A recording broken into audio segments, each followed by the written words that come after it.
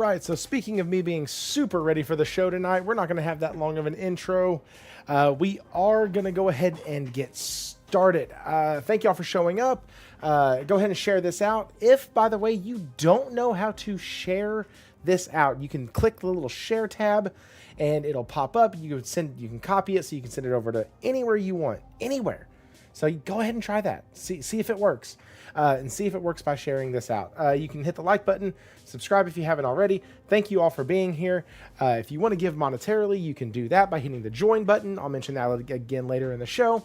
That's just $5 a month, and it goes to, well, me. So it is going to be a wonderful, wonderful night tonight. And yeah, there's a lot of crap to talk about. Last night, if you were here, Josh and I did our full breakdown recap of just the gaming side of it. Like, what did we like? What did we see? Just the gaming side. We didn't really get into the business proper side of it. Jess stopped in a little bit at the end, but it was mainly just the games. And so, you know, I wanted to kind of parse out a few things out of there. One of those being, what is this going to mean for Ubisoft, right? Like, I feel like I've not been excited about a Ubisoft game in a long time, and Rayman Legends at least perked my ears up. And so that's one of the things that we're going to kind of be discussing based off of what we saw yesterday with the reveal of this title. We will be talking about Marvel Wolverine and some things in there, just some options that are going to be going on, and just what I'm really starting to see in gaming, where they are giving more credence to the fact that, you know, some people don't want to see certain things, but they still want to experience your story.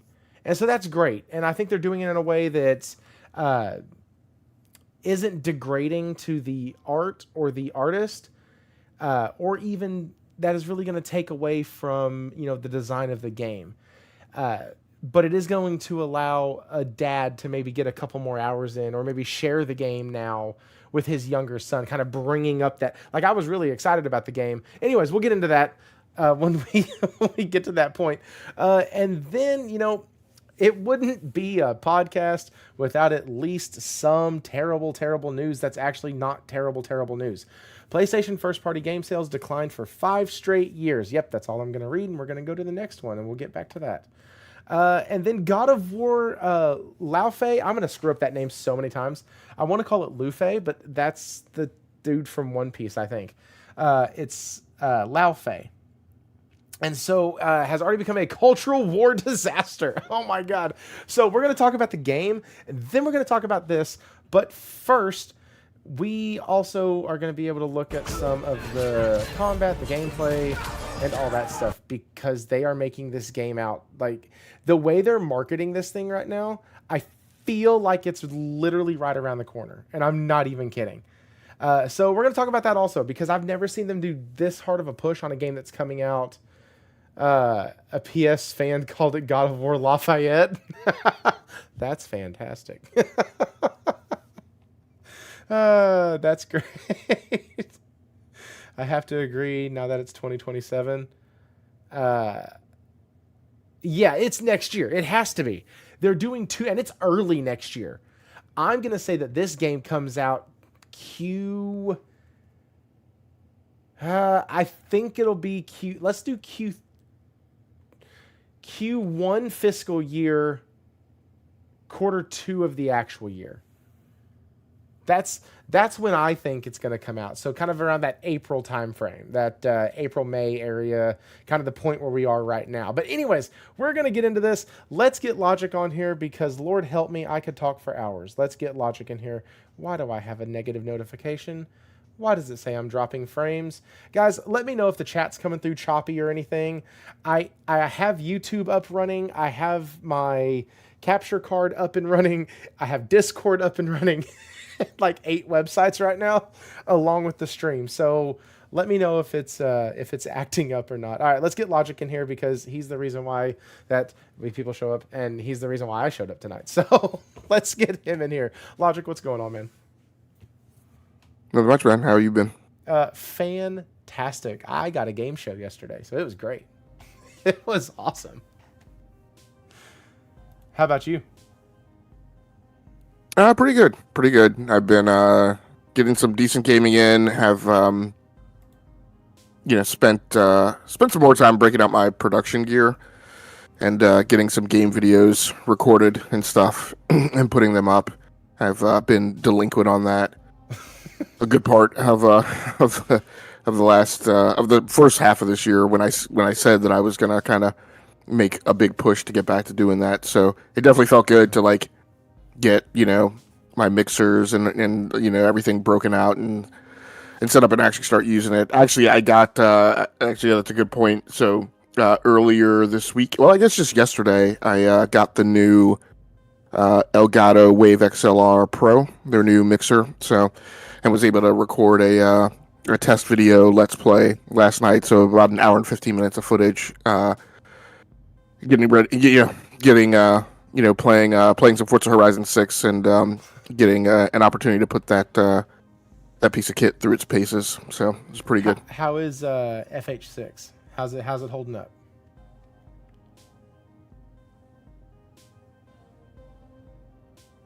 Hello. Sorry, I had an errant cable wrapped around my mic arm here that I'm gonna have to fix in a minute. But it's fine. It's fine.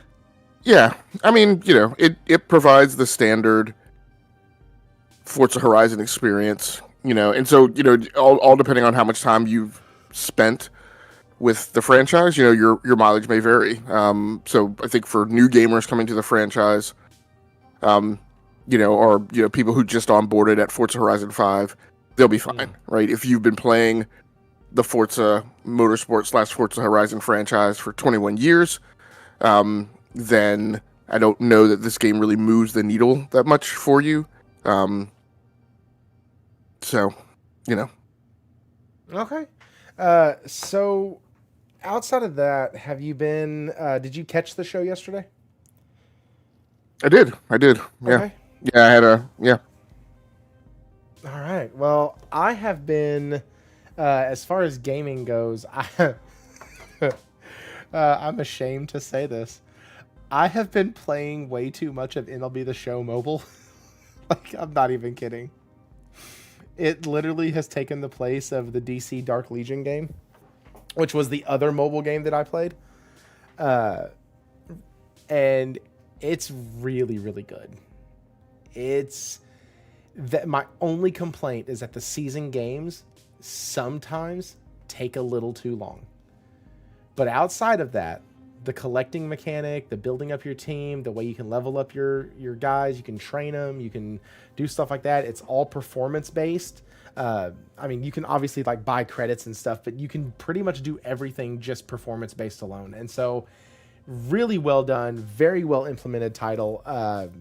It's ridiculous. I'd never thought in a million years that I would have been able to play something that looked akin to PS4 graphics on my phone, much less a baseball game where you're running 3 innings, 4 innings, you're doing home run derbies, you're doing strikeout challenges, you're doing all this other stuff that's running. Like, it's pretty impressive what they've done, and I really enjoy the title. Will it have staying power? I have no idea.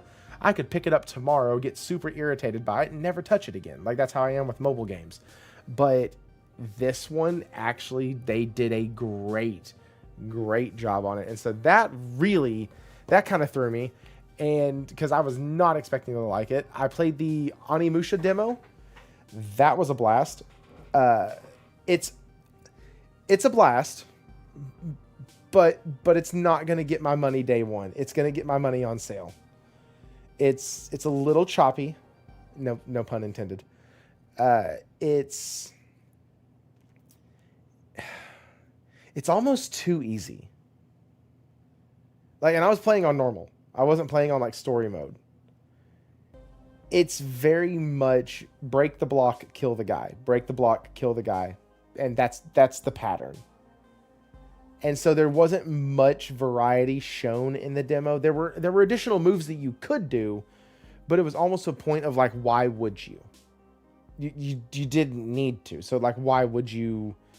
It didn't feel like it was going to ever force me to actually learn the rest of the combat system. And then I I completed the Adventures of Elliot demo, which that was about an 8 to 10 hour demo. I did all the side stuff. I did everything, went traipsed all the way through the map, unlocked all the doors I could. I pretty much did every single thing that I could in that demo. And I am in love with this game. The way they ended the demo was super good because it's not normally the way demos end. It wasn't no happy-go-lucky, let's go off to save the world. Nope. It was pretty bad. And so I'm in it. I can't wait. And the art style is right up my alley. I love the 8-bit, the 16-bit look. I mean, it's great. And then I also downloaded Witcher 3 The Wild Hunt because, Lord help me, I have to play this dang thing to completion before the DLC comes out. So I have like 100 and something hours that I have to reserve. Who knows? Maybe as I've gotten older, I've become a better and more efficient gamer. So we'll hope for that. But yeah, that's kind of what I've been playing. There's been a lot of games that I've tried out lately because of the demos and stuff like that. And then with The Witcher, just that DLC getting re-announced. Not re-announced, but getting announced. I've been excited to go back and replay it. I beat Saros again the other day. I don't know if it counts anymore since everything's unlocked, but I beat Saros again the other day. Still not giving that man his resolution ending. Fuck him. But I did beat it, and that's been fun. It's literally you can drop it in a couple hours, and so gotcha games already have PS5 graphics. What are you talking about? But like I'm not gonna play that. Like games that I would play, like the like the sports games, and I know PUBG did it, but that's like a first person shooter. I'm not gonna play that. This was the first time I had seen this level of quality in a game that didn't feel gotcha, if that makes sense. But so that's what I've been playing right now. With all that, guys, let's get into the show. Once again, hit the like, subscribe, all that fun stuff. Hit the things that make the dings. Do the things that make people happy. Yeah. Also, if you know people and they're not subscribed to the channel, ask them why. Like, what the fuck? Why not? Okay, let's go ahead and get started. Where do you want to start tonight? Let's start at Ubisoft. I know you're a Ubisoft fan, so let's start at Ubisoft.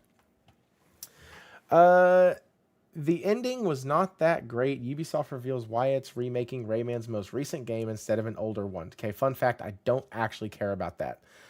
But I do care that they're remaking Rayman.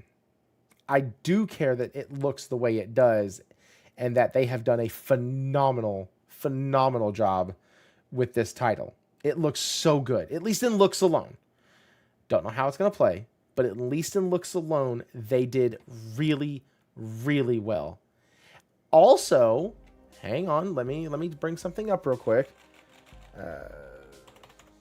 Rayman Legends Retold price. It's going to be $40. I think that's about $5 over the max price the game should be, but I don't think it's egregious. There were people expecting them to go 50, 60, 50 bucks for it. $60. And so, like, the fact that they're going 40, I think is a decent price point for this, especially with the level of quality this looks like. If you said, hey, this is a Rayman platformer and it looks this new and it looks this good, yeah, okay, that makes sense. $40 makes sense. The thread that I really want to pull, though, is I try to find reasons to get excited about Ubisoft. And I'm going to ask you, Logic, do I have The thread that I want to pull is the question: do I have a reason to be excited? This it feels like it checks boxes. It checks. We like Rayman. They did a good job with it. It's a decent price. Like, it feels like it checks boxes. So do I have a reason to be excited about this? I would say yes, based solely on what I know of you as a gamer and the way you're reacting to this. Asking me my personal perspective, I would say no, because I don't really care about platformers. That's just me. That genre just doesn't, it's not something that ever really makes my slate. But in terms of, it's not that frequent that we get kind of big AAA platformers, in my opinion. And it's not that frequent that you really get pure platformers these days that are not Metroidvanias. So for those reasons, I think you have reasons to be excited. In the studio, and I don't know which studio it is, but the studio that does the Rayman games, they are very passionate about that IP. And they always, put a lot into it, and they, as far as I recall, always come out pretty polished. So yeah, I feel like this is something that's good, that's coming along, that doesn't come along that frequently for you, and should definitely be reason to be excited. Okay, so I think you misunderstood where I was going with that. So Ubisoft as a whole has been floundering for 4 years now. They've gone through restructures. They've done some swings and misses. They've canceled games. They've shut down servers. They've done a lot of stuff over the past 4 years that has not really resonated with the fan base. Is this a turning point? No. Where we at least start to see the wheel kind of move? No. Oh, come on. Come on, man. I mean, it's a glimmer in Thanos' eye at most. Listen, right? I'll freaking take it. Yeah, yes, and you can look at some of the inklings that have been going on with the restructuring of stuff into the creative houses, right?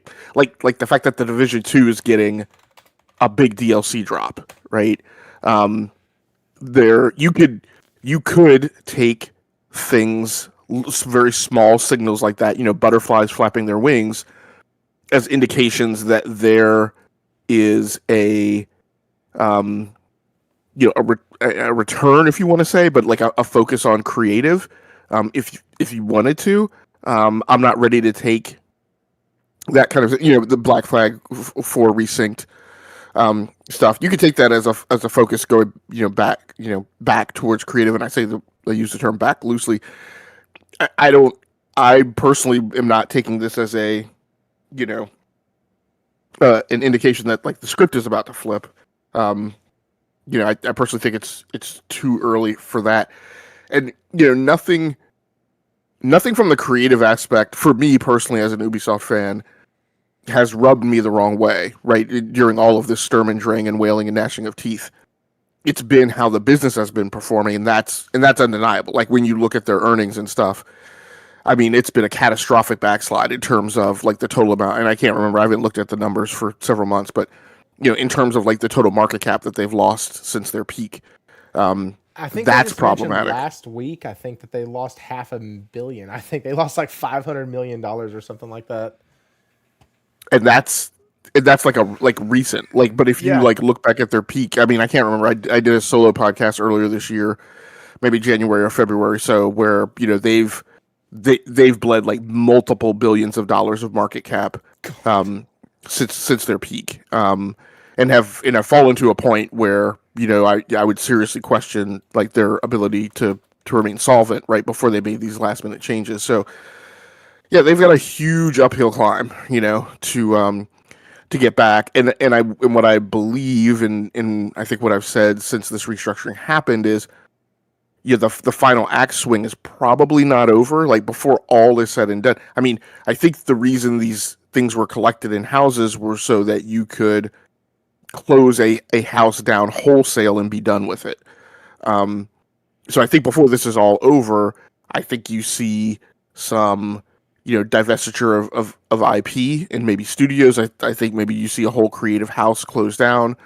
I think you see potentially, one more big kind of death swing right before everything kind of settles and they really get on the path of starting over on the new normal. But it's good. But while all that hurricane is going on, it's good to see that there are creative teams inside the eye of the storm, right, focused on getting good games out. So that does bring up another question. See, and this is why I wanted to have this conversation, because I do see them going back and actually caring and taking care with, like, they didn't miss with Rayman, right? At least in my opinion, they didn't miss. They hit every mark that they needed to with it. It looks great. It's a decent. It's not decent. It's a good IP. It's one of their, like, people know Ubisoft, and that first Ubisoft logo, a lot of people saw it for the first time playing Rayman. Like, that's my first memory of Ubisoft is Rayman. And so they are using a beloved IP. They made it look good, and they're doing it at a respectable price. Not amazing, but a respectable price. And so I feel like, generally speaking, over the last several years, anytime Ubisoft has done something, there has always been, yeah, but it was this. Prince of Persia, do smaller games. They do Prince of Persia side-scroller. It cost too damn much. It was too expensive. People didn't want to fork out that much money for something that wasn't that beloved and was kind of not really in the vein of the original games, but it was a side-scroller, Metroidvania style, so different genre and all that. So it was not latched onto, and I felt like they missed the mark because of their pricing on that game. Because for all intents and purposes, the game was decent. The side-scrolling aspect of it was good. The combat was engaging. Even the Metroidvania style of it didn't really piss me off that much. Having to go back to several rooms once you get certain items. Like, it was decent. And so seeing this and then going, okay, cool, we have this. And then I'm showing Black Flag Resynced right now, which a lot of people are excited about. That's two things that they're winning on in a row. That typically doesn't happen. So it feels like it's getting to the point where I would ask the question, how many more good press, good announcements, are we just now waiting on game releases to see how they perform? Or, like, how many more do they have to release? How many more home runs, or how many more in sync with the fan base do they need to be in order for Ubisoft to be, quote unquote, out of the shitter? So I'm not even going to say back all the way, but just not spiraling down the toilet. Well, now it's definitely not going to happen because you just jinxed them. It's a weird, and I mean, it's been this way for a while. It's a super weird place for them to be in. And I think, and no offense to how you're thinking about it, to me, where they are, guys, this is about to be the most offensive shit he's ever said to me. Just like you talked about, about the state of play. Your conversation right about the state of play yesterday. You talked about the creative side, but you didn't have a chance to get into the business side. Mm-hmm. So, like, where they've been on the creative side and with their quote unquote fan base is so weird, and I think is also so fragmented that it's very, very hard for me to believe and buy into a lot of the common themes, right, that get headlines. Because if I just read the headlines, then I would think that, Ubisoft is a horrible company, like, beyond, salvation, that does nothing right ever. And what I continuously point back to with Ubisoft is look at the vast majority of their games, especially the ones that came out to lukewarm perception, the Crew Motorfest. What is their Skull and Bones, Riders Republic. Right, you look back at, in fact, even some of the Ghost Recon games, right, that came out to lukewarm reception. let any of those games come out and then give them a couple years, right, to marinate. And then go look at their Steam user community reviews. And all of those games, many of those games have climbed out of whatever pit of despair they were in where they launched. And those games then have staunch, loyal communities around them. And then keep track of like the content that's coming out, and those games are still getting content drops. People are probably tired of hearing me say it, but I'm like, how in the flip, like why does Riders Republic still get content drops?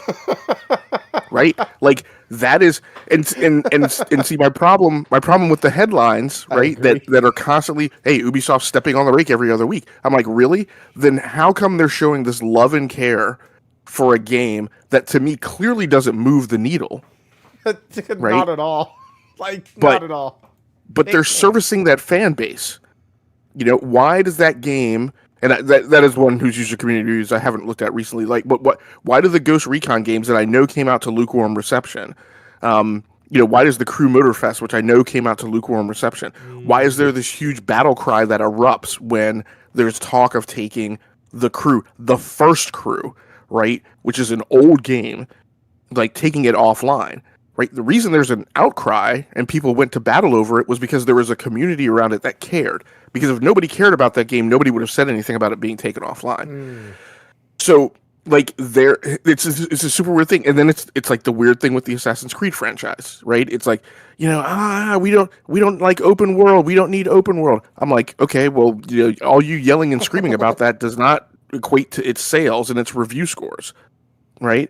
So clearly there's a bunch of people out there who do like Valhalla, and in Origins, and the open world stuff. So clearly there's a fan base there that likes that. But okay, there's clearly a fan base here that also likes the old school Assassin's Creed. And I thought it was a wonderful plan, for them to decide, okay, we're going to service both. We're going to have like this whole production pipeline and this whole roadmap and plan of the Assassin's Creed franchise. And it was kind of like how EA, for a moment in time, talked about how they were going to handle the Need for Speed series, which they didn't really execute upon, but they discussed it, right? That, hey, there's going to be this flavor of Assassin's Creed and this flavor of Assassin's Creed and this flavor, and we're going to service all these communities who love the Assassin's Creed franchise, and you guys are all going to be able to, right, be in the same pool together. But then you put out Assassin's Creed Mirage, and people don't show up, and you get lots of conflicting, right? You get lots of conflicting responses to that. Well, Mirage wasn't that good a game, or Mirage did something weird with the lore or whatever, and I'm like, okay. I mean, those all kind of sound like excuses to me. Listen, I think the best part of Mirage was the voice of the master. I forgot her name, but that voice actress, she was the literal best part of Mirage. So I feel like all of these, but I feel like the tale of the tape of Assassin's Creed Mirage is the same tale of the tape of like the iPhone SE. Everybody yells and screams and complains that they want smaller phones, and they're mad because phones keep getting 0.1 inches, like in diagonal screen size, bigger each year. But then when Apple makes an iPhone SE, nobody shows up and buys it. Hang right? On. So I think. Hang on, real quick. Yeah, I'm sorry. What's that? Raichi just said something in chat that I'm trying to verify. He said that Mirage sold more than. He said Mirage sold more than Shadows. Yeah, I mean that wouldn't surprise me. So I mean, and this is what I'm talking about. Like, there's a disparity with. Is that true? I don't know. I've never looked at the Mirage sales numbers. Anyways, that'd be crazy. But go ahead, continue your thought. I'm sorry. So my whole thing is like, there's this disparity between what gets spoken and voiced about Ubisoft and what really happens, right? From a social perspective. So the only thing I can look at, which is what I'm saying, like. The kind of the focus of the topic, right, as you were approaching it, and where I am on that is like I literally can't answer that. Like, it is so much of a pea soup of what people really want and how they really play. Like, again, I feel like there's this large outcry about Prince of Persia, and again, no offense, right, but your comment that people didn't warm up to Prince of Persia: The Lost Crown.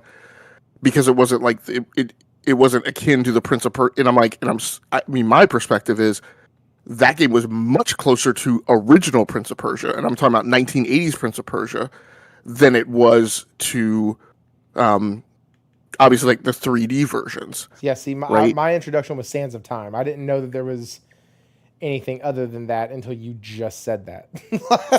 so this is my thing. I am absolutely certain, right, in a creative discussion, if somebody says, hey, we're going to do this Prince of Persia project, because also, right, while this conversation is going on, they are the alt Prince of Persia, right? There is a 3D Prince of Persia project, right, in run at the time. So they're not going to do another 3D Prince of Persia. So I'm sure that part of the conversation was, well, let's go old school and let's take it back to the origins of the series and do like a side-scrolling thing. Okay, well, let's make it more modern and make it put some Metroidvania elements in it. So my point is Prince of Persia from a creative perspective made absolutely perfect sense to me. I can absolutely see why they did that. And I commented when I've talked about Prince of Persia, even to the point where it has that little that weird kind of kinematic that the 1980s games did, where like when you stop running, you don't stop on a dime, right? There's a small amount of inertia, right, that carries you forward till you come to a complete stop. Mimicking that gameplay element, from the 80s one. So this is what I mean about Ubisoft has, and I don't know what it is. I can't quite put my finger on it. Ubisoft has this strange constituency of people with sometimes very polarizing perspectives of what they want out of their games. Which I think sometimes puts Ubisoft in a bind, but then also like absolutely there are misses with the fact that like they haven't brought Splinter Cell back, right? And that the Prince of Persia 3D one has jump started like 2 or 3 times, right? And they keep canceling it and they never pull it together. So there's definitely things on their side. At the end of the day, the only thing I can look at is the business.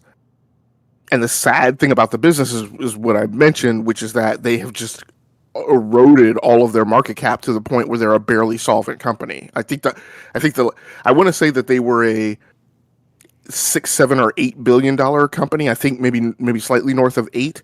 And they were either slightly south of or slightly north of like 1 billion market cap.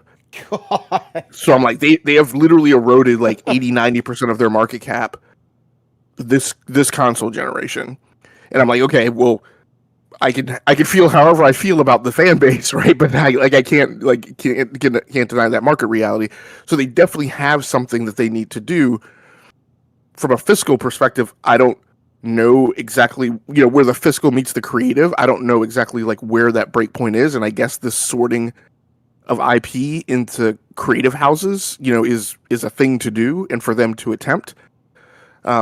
Whether or not that, and so when you ask me the question, do I think this is a turning around point? The turning around point has to address that drastic vampire drain of market cap, right? That's the turning around. So they can turn stuff around from a creative perspective and appeal to a fan base that has some vocality and makes a headline. I just don't know that that's going to mean anything. What's going to mean something is when they can start turning the business around, right, and get back to a $6, $7, $8 billion market cap company, and that is a very long road, for them to hoe. I guess that's true, and I mean, how many times? I don't know. How many times would they be able to miss during this period? And I mean, miss hard, like with their games or with budgets or whatnot, before it's another, oh my God, we have to shut down stuff again. You know what I mean? Like they don't have that wiggle room. They don't have that leeway. They're cutting down to the bare right now. So it's going to be interesting to see going forward. I wanted to pull that thread because I want to always try to give Ubisoft the benefit of the doubt because I want them to be great. I really do. But moving on. Y'all have been watching a couple trailers from the State of Play. I had those playing, and we are going to cover some of that. But briefly, I want to know from GameLogIQ, I want to know what your highlights from the State of Play were, and was there something that just stood out above the rest? So my list of games from the State of Play is 5 games. It's only 5 games. Please, if you see these games coming and you think that everything's coming over, don't. It's not. It's only 5 games. It's my Phil Spencer joke for the night. It's so. But he said 4. He said 4. He said 4 games. So I guess I'll start with the surprise, right? Because I will say the one thing to me personally about this State of Play was that the vast majority of things that I saw were things that we knew about. So there weren't a ton of surprises. I will say the most surprising thing, and therefore to me the kind of the highlight of the show, was Ken Murray. So this is the game by Unseen Studios, an independent studio in Japan. Yes. I posted this trivia note in the Discord earlier today. It is the one led by, I think her name is Ikumi Nakamura. And so for those people who, get into this stuff and have been watching this stuff forever, so E3 2019, Bethesda before the Microsoft acquisition, was, presenting all their games coming out from their different studios. And so when they got to Tokyo Gameworks, this young lady was presented as the creative director for Ghostwire Tokyo. She was kind of brought up as a protege of who was the guy's name that I said today? I think he was the original. Yes, the original creative director of the Resident Evil franchise. So big deal. He's kind of a big deal around here, right? And what I remember was she just had such a kind of bubbly, effervescent personality that, and she just really kind of captured everybody's hearts and minds. She was obviously super passionate about the project. And so, and it was at a time in the industry where, I think we were just kind of maybe starting to turn the corner where you would see women on stage at a gaming or a tech event.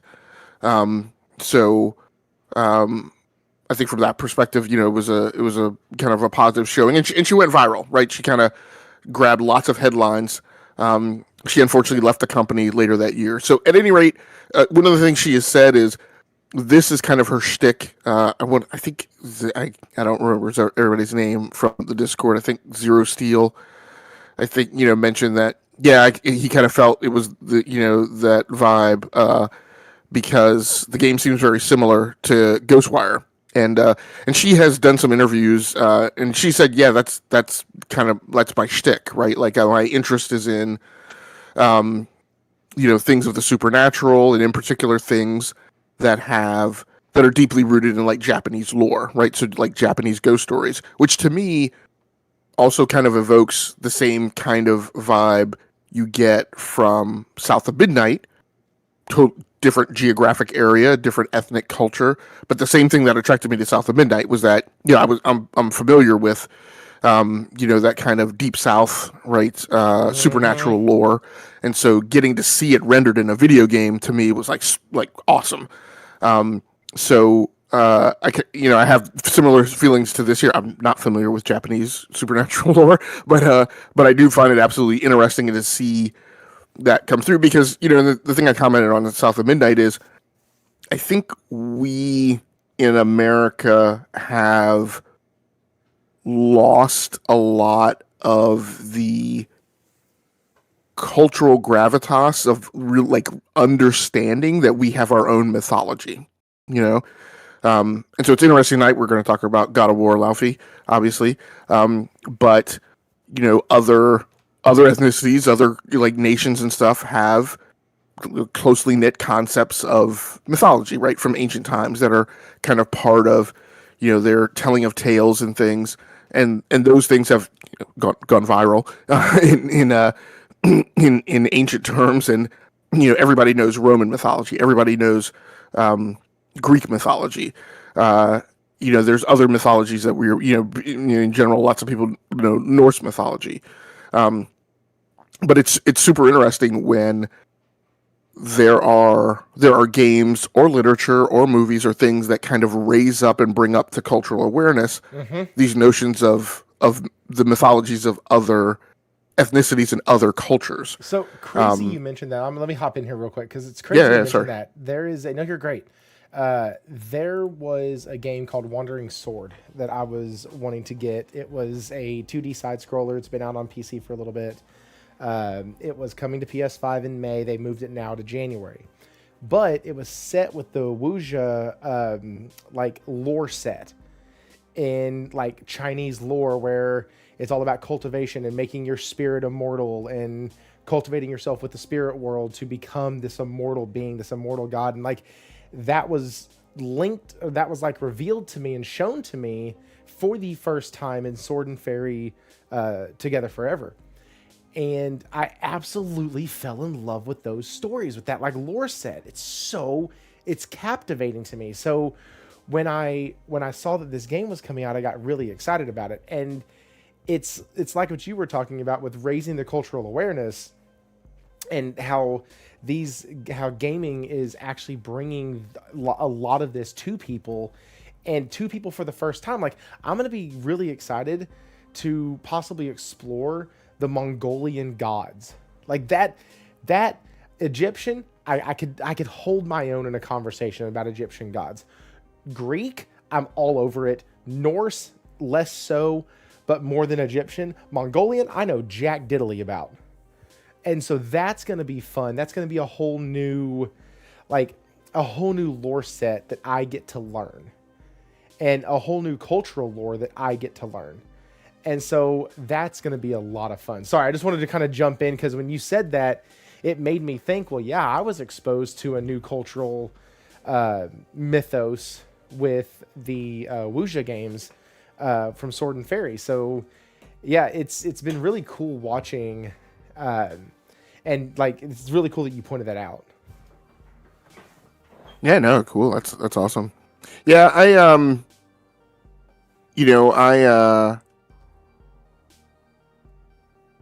that was, like I said, that was kind of like my height of the show. And and to talk about the game, that's, I love the fluidity of the traversal and the movement. I love the idea of like the three different kind of builds that are in the game. So it kind of like pattern in my mind, kind of after a little bit of Borderlands of, there are three primary kind of classes. You can have your own build within that class, but there are three kind of primary archetypes, and you revolve around that. And then, it's not as big a deal for me, but I'm sure it will appeal to some other people. The co-op capability within it, again, may give people that kind of Borderlands kind of moment in time in the PlayStation 3 generation, where you could get in and play some PvE. But I really love the fluidity of the movement and the traversal. That's one of my big things, and and one of the things that I'm loving about some of the other games I'm playing right now. So it's good to see that continuing to be prominent on the landscape. The second one I'll talk about, and then I think with this second one, I think everything else that I want to talk about, I'm pretty sure is on your list too. But where I'll start is with Ace Combat 8 Wings of Thief. Yes. Okay. It's on the damn thumbnail. Yes, give me a sec. Yes. Okay, I got a little sad when I watched the deluxe edition trailer, but we'll dive into that a bit. Please, here we go. I have it up, and you may talk about it now because the trailer's playing. Go ahead. So all the things are there that are normal, which is the incredibly like cheesy dialogue in an entirely nonsensical scenario. So that was there. I was glad that they put that up front and that they didn't shy away from that. So I'm like, great, like, own it. Little, I don't know if I want to say disappointing, but like, I don't know, just for them to just show the FA-18 airframe and like none of the other aircraft, I don't know that I would have wanted them to reveal like the full like gallery palooza of like all the different aircraft that'll be in the game, but I would have liked, a little salt in there, right? A little salt and pepper that, of different airframes. This thing that just showed like the like when they said the land battleship. First of all, my first thought was like, okay, there's the cheese and the camp and the totally nonsensical scenario, but also awesome. Big kind of the equivalent of like a big monster or a boss, in the game. And I thought it was just kind of wicked the way it looked and kind of terrifying. With it crawling across the land and just like knocking down buildings and chewing up civilization as it went across. So the unfortunate thing is, again, as I'm watching it and it's a PlayStation State of Play, I'm like, yeah, but I also know I'm gonna have to play this on PC because I have to have my HOTAS, my throttle control system, flight control system. And I don't want to play. The only one that I know of that is really on PlayStation is the old kind of Thrustmaster HOTAS X. So, but yeah, this is dope. It's awesome. We're getting a arcadey flight sim, coming out this fall. Now, and before I hand it over to you, they showed the A10, they showed the F-22. Oh, did they really? They've showed the F-15. I do remember, but the F-22 was an adversary aircraft, right? Yes. Somebody you were fighting. Yeah, because that's the one that hits the brakes and gets right behind you. Yeah. But the A-10 is right there. That thing looks okay. Cool. Yeah, I think that was the F-14 or the F-15. I couldn't see if it had the sliding wings or not. Oh, you're right. Yeah, there is the A-10. Yeah, I guess maybe that was on me. Maybe I just hyper focused on the fact that you were seeing the heroes so much in the FA-18. Fun fact: the FA-18 Super Hornet is probably one of my favorite aircraft. So it's a really good aircraft for everything that it did and everything that it was. It was a really good aircraft. I've never liked it. That's a deeply personal. Were you more of a Fighting Falcon guy, or? Oh no. I think my dismay about the FA-18 is the fact that it replaced the F-14, and instead of really doing something to try and replace what the FA-18 signals for me was a moment in the American military landscape where we focused on all-purpose platforms instead of platforms that were hyper-specific at being good at one thing. Not necessarily one thing, but we went with the F-18 because it was multi-mission, right? I mean, I grew up, I'm a Cold War kid. I grew up in the area of, you have fighter craft, you have bombers, you have, medium load attack aircraft, and obviously the F-14 kind of venerable airframe, unique in its swept wing, thing. And then, the F-18 to me is just a very boring aircraft. It was super consistent. So yeah. That's why, and the fact that they still use it in training exercises today speaks volumes of how it was built. So that's cool. That's also because Lockheed Martin can't build an aircraft without billions of dollars of cost overruns, but that's a conversation for another night. That's true. Dude, never mind. Anyways, that's not even that's not even gaming adjacent. No, it's not. Okay. So Wild Wolf 387 asked this question in the chat. He said, I've never played Ace Combat games. What are they like? First thing that popped into my head was they are like a Need for Speed, like Carbon or Black. Well, that's the same game. Need for Speed Carbon or Need for Speed Most Wanted, but with airplanes.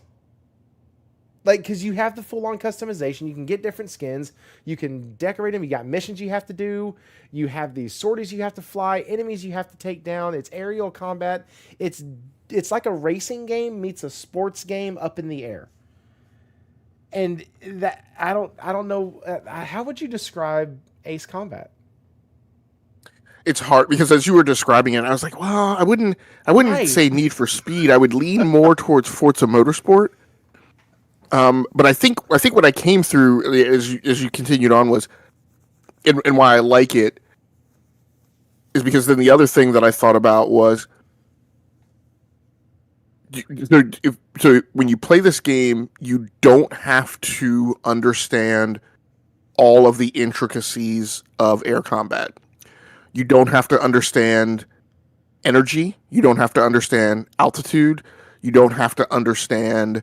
There are lots of complexities to dogfighting, and you don't explicitly need to understand all of them. Especially, you don't need to understand the physics. Like you can get in an aircraft. You can, like you said, you can configure it. You can put weapons on it. And you can go, and you're not burdened with like, oh well, I mean, your weapon carriage is, first of all, totally unrealistic, but like you don't have to be worried about like, well, I can only carry like two rounds of like this type of ammo and four missiles of this type, and and it depends on the mission, and blah, blah. Like you don't have to be hyper focused on all that stuff. And in that way, like you said, it's like Need for Speed. You can just get in and go, and that's pretty awesome. But I think the key thing is, but if you do understand those things, that also gives you kind of an extra level of immersion in the game. So I think maybe the answer I'm going for is it does a really good job of scaling to where it can accommodate the person who's approaching it from the most simplest like aspect to a person who actually plays like flight sims, and it doesn't give you everything that a flight sim does, but it gives you some close experiences to that without fettering you with like all of the I need to understand avionics and know how to read the altimeter exactly. and so that's I would pretty say neat. it's delivering more on the power fantasy than on the realism. Like, Absolutely. Because it wants you to feel powerful, but it also wants you. One of the things I liked about Ace Combat 7 was it wanted you to pick your favorite plane, and then I swear to goodness, my F-14 Tomcat, I had so many boosts and upgrades on that thing that I could have put that Joker up against almost any other plane in the game. Because you can build it out that way with later upgrades that you get to put on the body, put on the chassis, to upgrade all the stuff, to hold way more weapons than you should possibly ever hold in these planes. Like it's like the Mary Poppins bag is just in the cockpit with you, and you're just throwing missiles at people out of it. But like, it really has a good upgrade system, and that's what this game is kind of about. It's about getting in, like you said, getting in, jumping in, playing and delivering that power fantasy. And I've been in love with aerial combat ever since Top Gun, and then I went and watched Iron Eagle 2, 3, 4. Nobody should watch 4. It was awful, but it was an independent movie. It was like, I think it was direct to TV, if I'm not mistaken. It was a really bad film. But they were using the F-16 Fighting Falcons in those, and then in Top Gun they used the F-14 Tomcats going up against the it wasn't the MiG-29, it was the A2 and something, and then like, so anyways, I have had the dream and like the fantasy of flying an aircraft for as long as I can remember. And then Ace Combat 3 was the first Ace Combat game that I had played, because I think they were called Air Combat before that. And I was hooked, and I've been with the franchise ever since. Belkin War, Zero. There was Belkin War, there was Zero, Ace Combat 4, Ace Combat 3, and then 7. So, because there were a couple that were unnamed, or that were unnumbered, but had names attached to them. Anyways, I am beyond excited for this. I can't wait to see the upgraded weather effects, because the weather effects on the PS4 Pro were so good. And I was told this story with Josh the other night. They would actually crash PS4 Pros that had bad heat sinks in them, because the weather system was so freaking taxing in the game. that because every droplet was like an individual droplet. So if you were flying up in the clouds, if a droplet of water hit your windshield, then it would like that was its own code. Then the next droplet was its own code, along with the clouds. Each had their own independent. It was a wicked weather system. And so I can't freaking wait. Wild Wolf Ace Combat 7 was just on sale. I mean, just on sale. Hang on. Because I could have swore that it was just on sale. Give me just a quick second.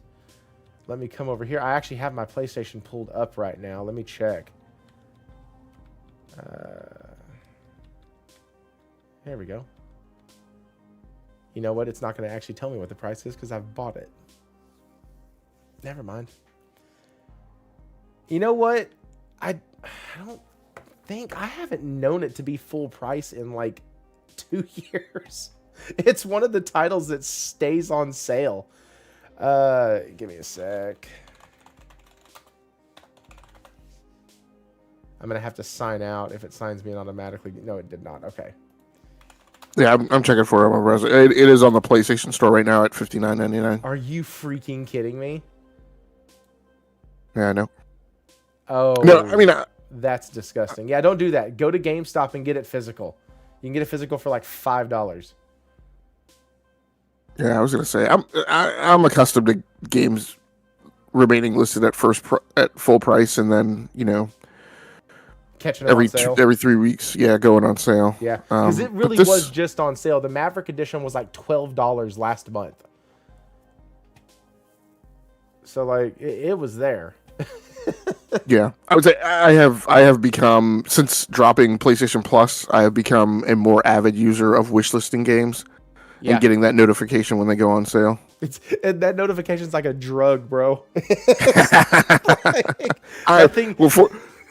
Fortunately, being a Steam user, I'm inoculated about this, and I had my years of responding to those like notifications every time they came up, and that's why I have like several hundred games in my Steam collection. But I went to rehab, and dude, that shit, a new game is on your wish list, and I'm like, wait, we're in the middle of the sale. What are you talking about? What do you mean a new game? And like, I just got a notification earlier tonight that Star Ocean First Departure R was on my wish list from a while back. I had played it when it was on Plus, but I never purchased it. So now I got the notification and I went on there and spent $6.49, and I now own that now. So it literally is a drug. It's like, hey, you want some? Come on. Hey, did you miss me? Like, and they know when to hit you too. I think they knew. But Nelson just said that Ace Combat was on PS Plus in February.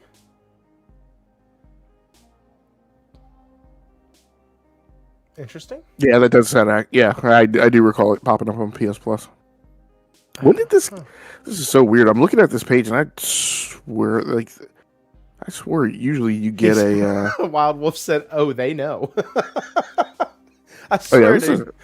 Like, oh, he's off work. He's in a happy mood. He's doing great. Hey, yo, let's hit him with this $6.49 old school JRPG. Let's see what he does with it. Hey, what do you think I'm gonna do with it? It's under $10. I'm grabbing it. That's what I'm doing. I completely forgot that this game was VR compatible. Yes, but the sad thing is, it's probably PS. It's probably PSVR 1. Yes, and they have said that they are not planning on doing a VR2 mode for this one, which is very sad. You want to know the other thing that's I have been glazing, like oozing the glaze for Ace Combat 8. It's not even like, I am Krispy Kreme donuts over here. They are fresh off the rack, and I am slathering the glaze all over them. But here's the problem. Did you watch the deluxe edition trailer? Oh yeah, I was going to bring that up because you said you played Ace Combat 0, and I said that's now included in the physical version, right? For Ace Combat 8. Did you see? Did you see all of the multiplayer live service rhetoric that is attached to the deluxe edition? I didn't. What I saw was a whole ass battle pass. Oh, I didn't see that. I thought I saw like a warning get flashed that said like basically you need to be subscribed to PS Plus to access like the online multiplayer features, standard boilerplate kind of stuff. For the first, let's see, it's a 2-minute trailer. Yeah, it's a 2-minute and 10-second trailer. And literally for the first minute, nothing. You get to hear about the game they're giving you for free, all of that stuff. There's no mention of the of anything like Battle Passy at all. The deluxe edition gets you the Belkin War Zero, which is freaking sick. I'm so excited about that. Or Ace Combat Zero, the Belkin War. And then at about, let's see, is it the 1 minute mark? Nope. Oh, there it is. The 1 minute and 7 second mark, Season Pass comes up across the screen. And my heart about fell through the damn floor. I really hope that this does not... I hope that they're not wanting to turn this into a live service title. Because it's always been cool to have the multiplayer as an option and as a fun thing to experience. But I can honestly say I have never... That's a really cool plane. What is that? Anyways, I have never been one to... like really want to play the multiplayer like repeatedly in these titles. And look at that. And here's the other thing. Here's why I think it's a live service push. Look at this crap. The Premium Ace Pass Plus gives you a plus 30 level skip. Like, that to me screams live service. Oh, so I checked this. I looked up, does Ace Combat 8 on PC feature a battle pass? Yes. It's called the Ace Pass. The Ace Pass is broken down into the following specific features. Free and premium tracks. System features both a free seasonal progression track available to all players and a paid premium Ace Pass that unlocks exclusive content such as aircraft skins, avatar costumes, and playable aircraft, e.g. the ADFX-02 Morgan Pixie in Season 1. The pass and its associated cosmetic rewards are primarily tied to the game's online mode. Mm-hmm. Purchasing the game's deluxe edition includes a premium Ace Pass Plus voucher, which just call it a battle pass. Like it's a premium Ace Pass Plus voucher. Like, it's a battle pass, bro. Right. It's called a battle pass, which immediately unlocks the current season's track and gives you a 30 level skip to accelerate your progress. So very much Call of Duty, Black Cell kind of thing. Right. I totally understand and don't entirely disagree with like the gasification of it. Also, is this mode the reason why I had to wait? What is it? 7 years, 8 years between titles? Yeah. Like freaking shit. So here's what I'm going to say. So it is very, very, very close to me in my psychological scarring of being a gamer and being a gamer of a certain type is being a person who loves flight sims and being super bullish on flight sims when I, came back to PC gaming for the second time in 1999 is I know the bad years, right? I know the years where we were getting flight sims, like combat-oriented flight sims, like a couple of times, 2 or 3 times a year for a few years. But none of them were good. Well, on PC they were good. Oh, no, okay. I'm sorry. I was talking about... We had Ace Combat and then every other game that tried to be a fighter pilot game on PlayStation. That was it. Oh yeah, console gets doo-doo for flight sims in general. It was Ace Combat. That was quality, and everything else was pretty much ass, unless it was a 2D, like a 1942 style game. Right. So I recall when we were getting good stuff pretty frequently, and to the point where there was a very healthy peripheral business there for people to participate in. And then I remember the bad years where we stopped getting those games. Because remember, even Microsoft Flight Simulator was abandoned for like a decade. And there were no more iterations of Microsoft Flight Simulator. And SciTech was not able to stay afloat and got bought out by Mad Catz. Right, so let me say that one more time. So one of the highest end flight control system controller company. Yes. So SciTech, one of the highest end, right, flight control system and gaming peripheral companies, got so bad that they were bought out by the cheapest ass, right, gaming peripheral company known to man. You know, that's how bad things got. To the point where we who were in the flight sim world, like, we're all afraid that like the notion of SciTech and its quality was going to be eradicated forever. So maybe, fortunately, Mad Catz then got so bad that they had to sell to Logitech. And then we again lived in fear that Logitech was just going to take their software layer and put it all over the SciTech peripherals and they would be forever ruined. So fortunately that didn't happen. But my point is that there was this golden age of flight sims, and then they kind of left the landscape. Like, they're one of these genres, I won't get into it tonight, but like there are some genres that like departed the scene, some of which are still gone. I remember the times, not that I'm a huge fan, but I remember the time of adventure, point and click adventure games. Myst, Riven, King's Quest, like Space Quest, like all those types of games where they left the stage, and then they were brought. Those type of games, by the way. Yeah, they're not. I'm not fans of them. They were so, especially Myst, because Myst didn't tell you shit. Like, you were just, oh yeah, cool, figure it out, and you're like, figure what out? It was just a black box Rimbaldi device, like it was totally like, it probably has a lot to do with my hatred of puzzles in games, which we will also talk about tonight probably. But my point is, like, I lived through the bad times as a big fan of flight sims where there were no flight sims, and there were no flight sim people weren't making flight sim peripherals because they were like, there's no money there because there's no games for them. So my point being, while I understand like the pushback of the gasification, I also say this is a genre of game that does not get love, care, and feeding.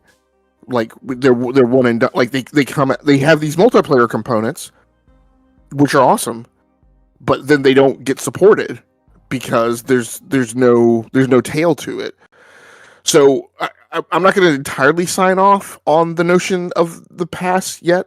I want to see, like, the notion that there could be a dogfighting game that could actually build a community and have people stick around and play it. Is an interesting thing to have on the landscape. So, I mean, that's not in question though, because you can still hop on to Ace Combat 7, and there's still people playing online matches on that one.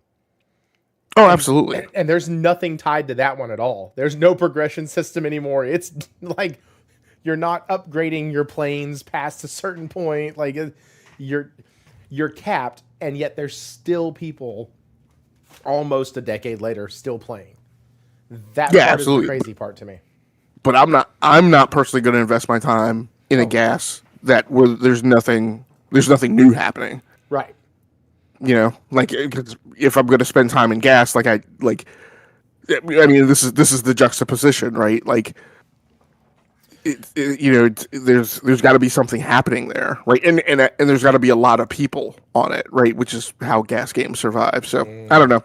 It'll be interesting. I was going to say, it's going to be interesting. Even Rachy in the chat goes, Thrifty's about to be a part of PS Plus and the Battle Pass. So, like, maybe.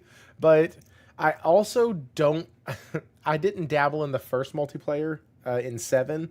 I don't think I'll dabble in the multiplayer much in this. Unless it's to get on and see out of a 3-way fight who comes out on top, myself, Logic, or Will.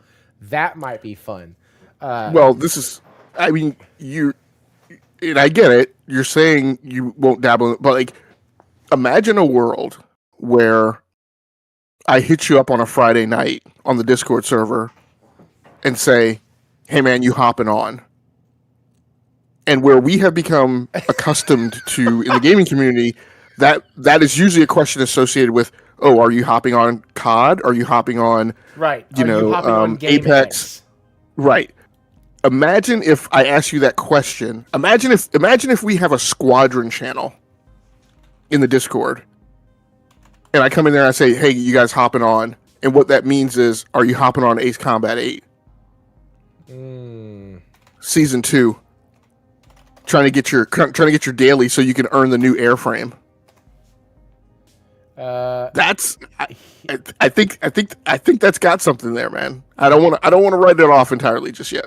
Well, so I can show you what my response would be.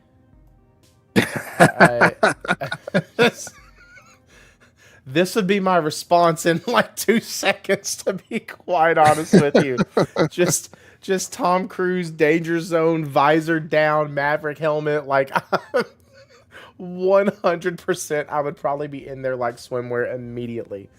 And I've always, Henry and I have had this conversation because he does quite a couple, I don't want to say he like spends a lot of money on them, but he plays a lot of games as a service. He'll at least try them out, put 30, 40 hours into them, give them the fair shake, and then, either stick with them or bounce off, or maybe he'll go back to do dailies. But he does games as a service quite a bit. And him and I have often talked about, it just takes that one. Like, I don't like most of your games as a service. I just don't. I've played a couple of them. I've dabbled in a few, but I don't really, it's not my thing. But the opposing part of that is that it only takes one game to change that. Good example. I don't remember what game it was now, but it was I don't like first-person shooters at all. Not my thing. I can't stand them, to be quite frank about it. And, it was Mafia. No, it wasn't Mafia. What game was it? Shit, it was a game I played a couple years back that really like just shattered that completely. I don't do Souls games or hard combat or anything like that. That's not my thing. But yet Stellar Blade came out and I stuck with it through the whole thing, played it, beat it, did all that. Like, there have been games that have been the exception and not the rule. And if there was a game that has the greatest shot to get me to spend additional money, it's this. And the reason why I don't just put that in towards like the battle pass or anything is because quite literally, if this had a VR2 mode, I would have gotten a VR2. Like, that's how much this franchise like can just make me open my wallet.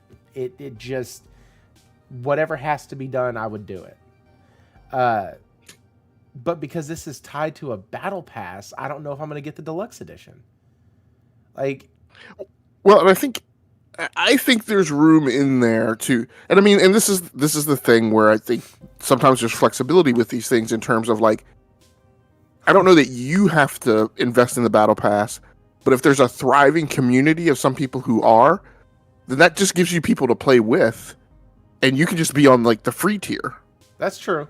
That's true. I mean, you're not wrong. I just,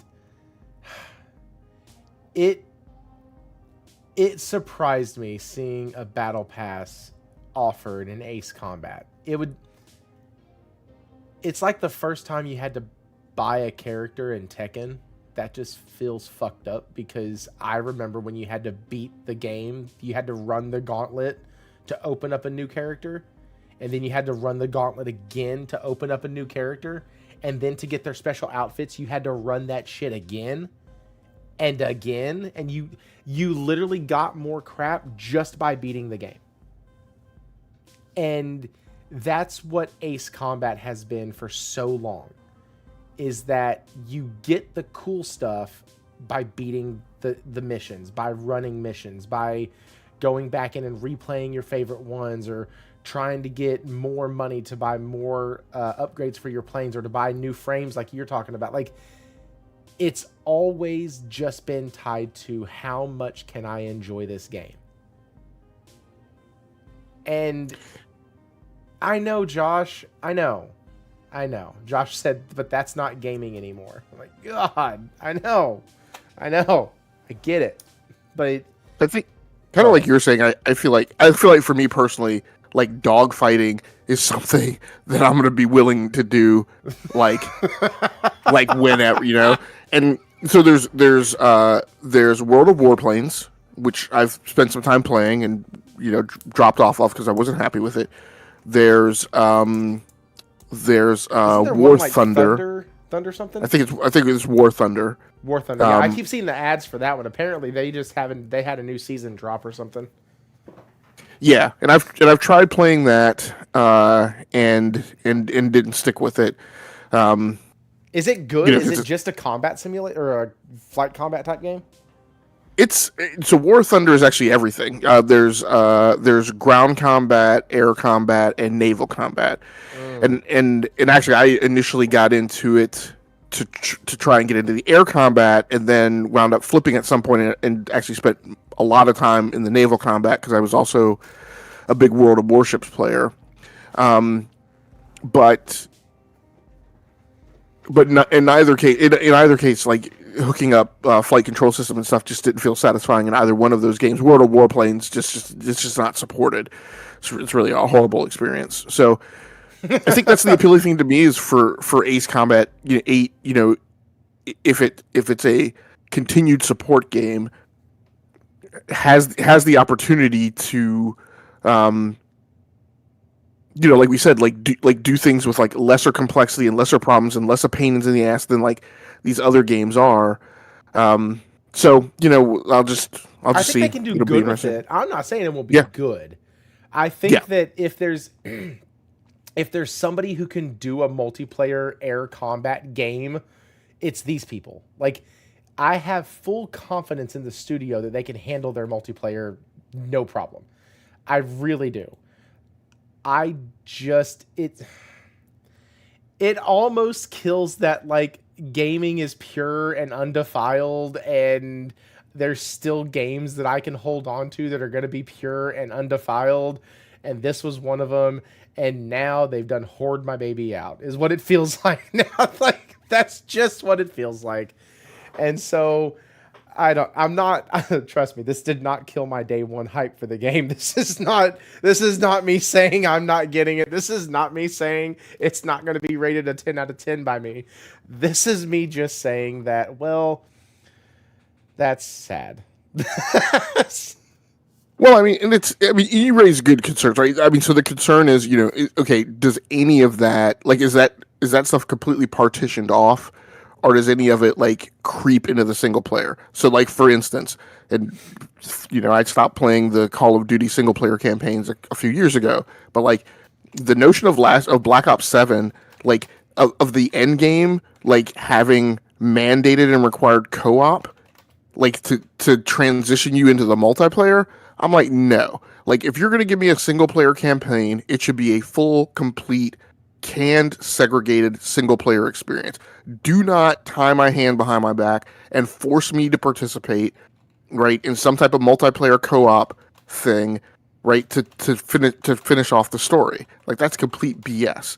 So, I hope that there's no encroachment. There should be full inventory, meaning in an Ace Combat game in the past, you could eventually earn your way to access all of the airframes in the game. So I hope there's no shenanigans where there's like some reduced number of aircraft that you can get, but if you play the multiplayer, then, and look, I acknowledge that, okay, if you play the multiplayer, you're probably going to get access to airframes that then you can do New Game Plus or some type of equivalent of that in like some of the single player missions.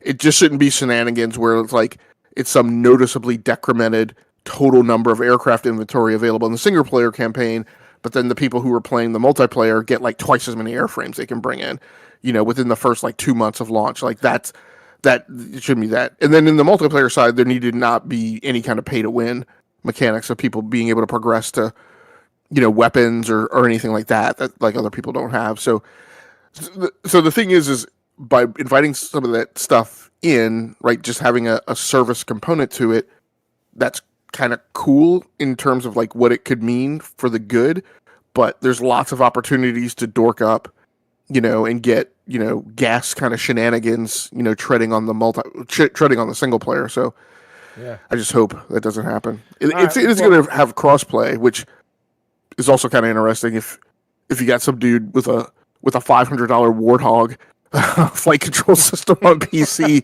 playing a guy on a DualSense Edge, so hopefully they'll balance that out too. Because I don't know if they've had to do that before. Oh man! Or just give me a component that I can just plug into the front of my PlayStation, like and attach to the DualSense or something that like gives me flight sticks. I don't know. Anyways, I have been told I am being too dramatic.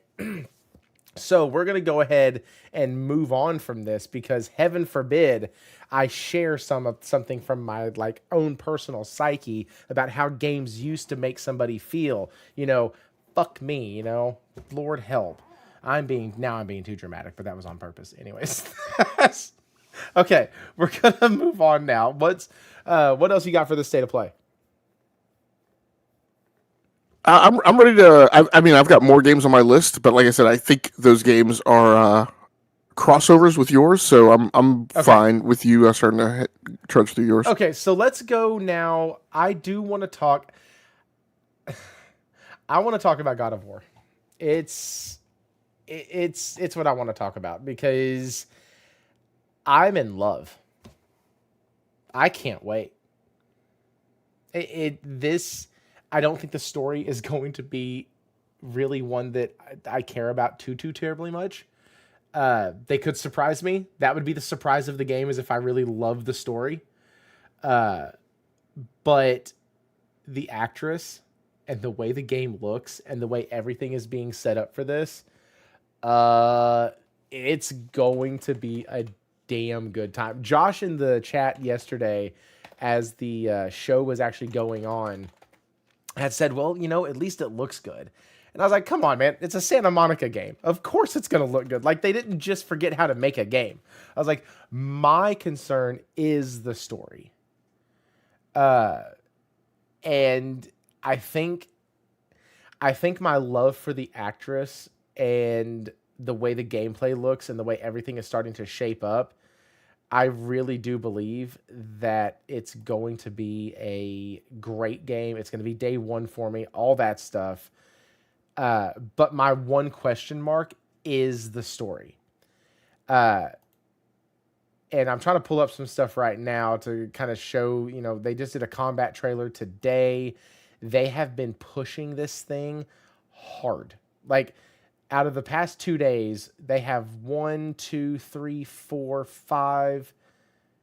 Is it just 5? Is it? Yes. Okay. So they have 5 videos just in the last 2 days over God of War. Laufey. Or how the freak do you say this? So I'm pronouncing it. Laufey. And the reason I'm doing that is because I am trying to. I may not be doing a good job. I'm leaning on Anthony Hopkins' pronouncement of the name from Thor. Oh, okay. Gotcha. Okay, so yeah, Josh just corrected me. In 24 hours, they have 5 videos up. You're seeing some combat on the screen right now. It looks great. They gave her a jump button. Holy crap. Regardless of what people are saying, they didn't uglify her. They did not do the Star Wars Outlaws treatment on her. She actually looks like a human person still, so that's pretty cool. I feel like they've casted the perfect person to play this role, even if I think the story is going to be a little weak. I think she will be the shining spot. And so I am almost overly and irrationally excited about this title. What about you? Before I start parsing out some of the other things I want to talk about in regards to this, what about you? How are you, what's your temperature on this one? 98 degrees. Okay. I'll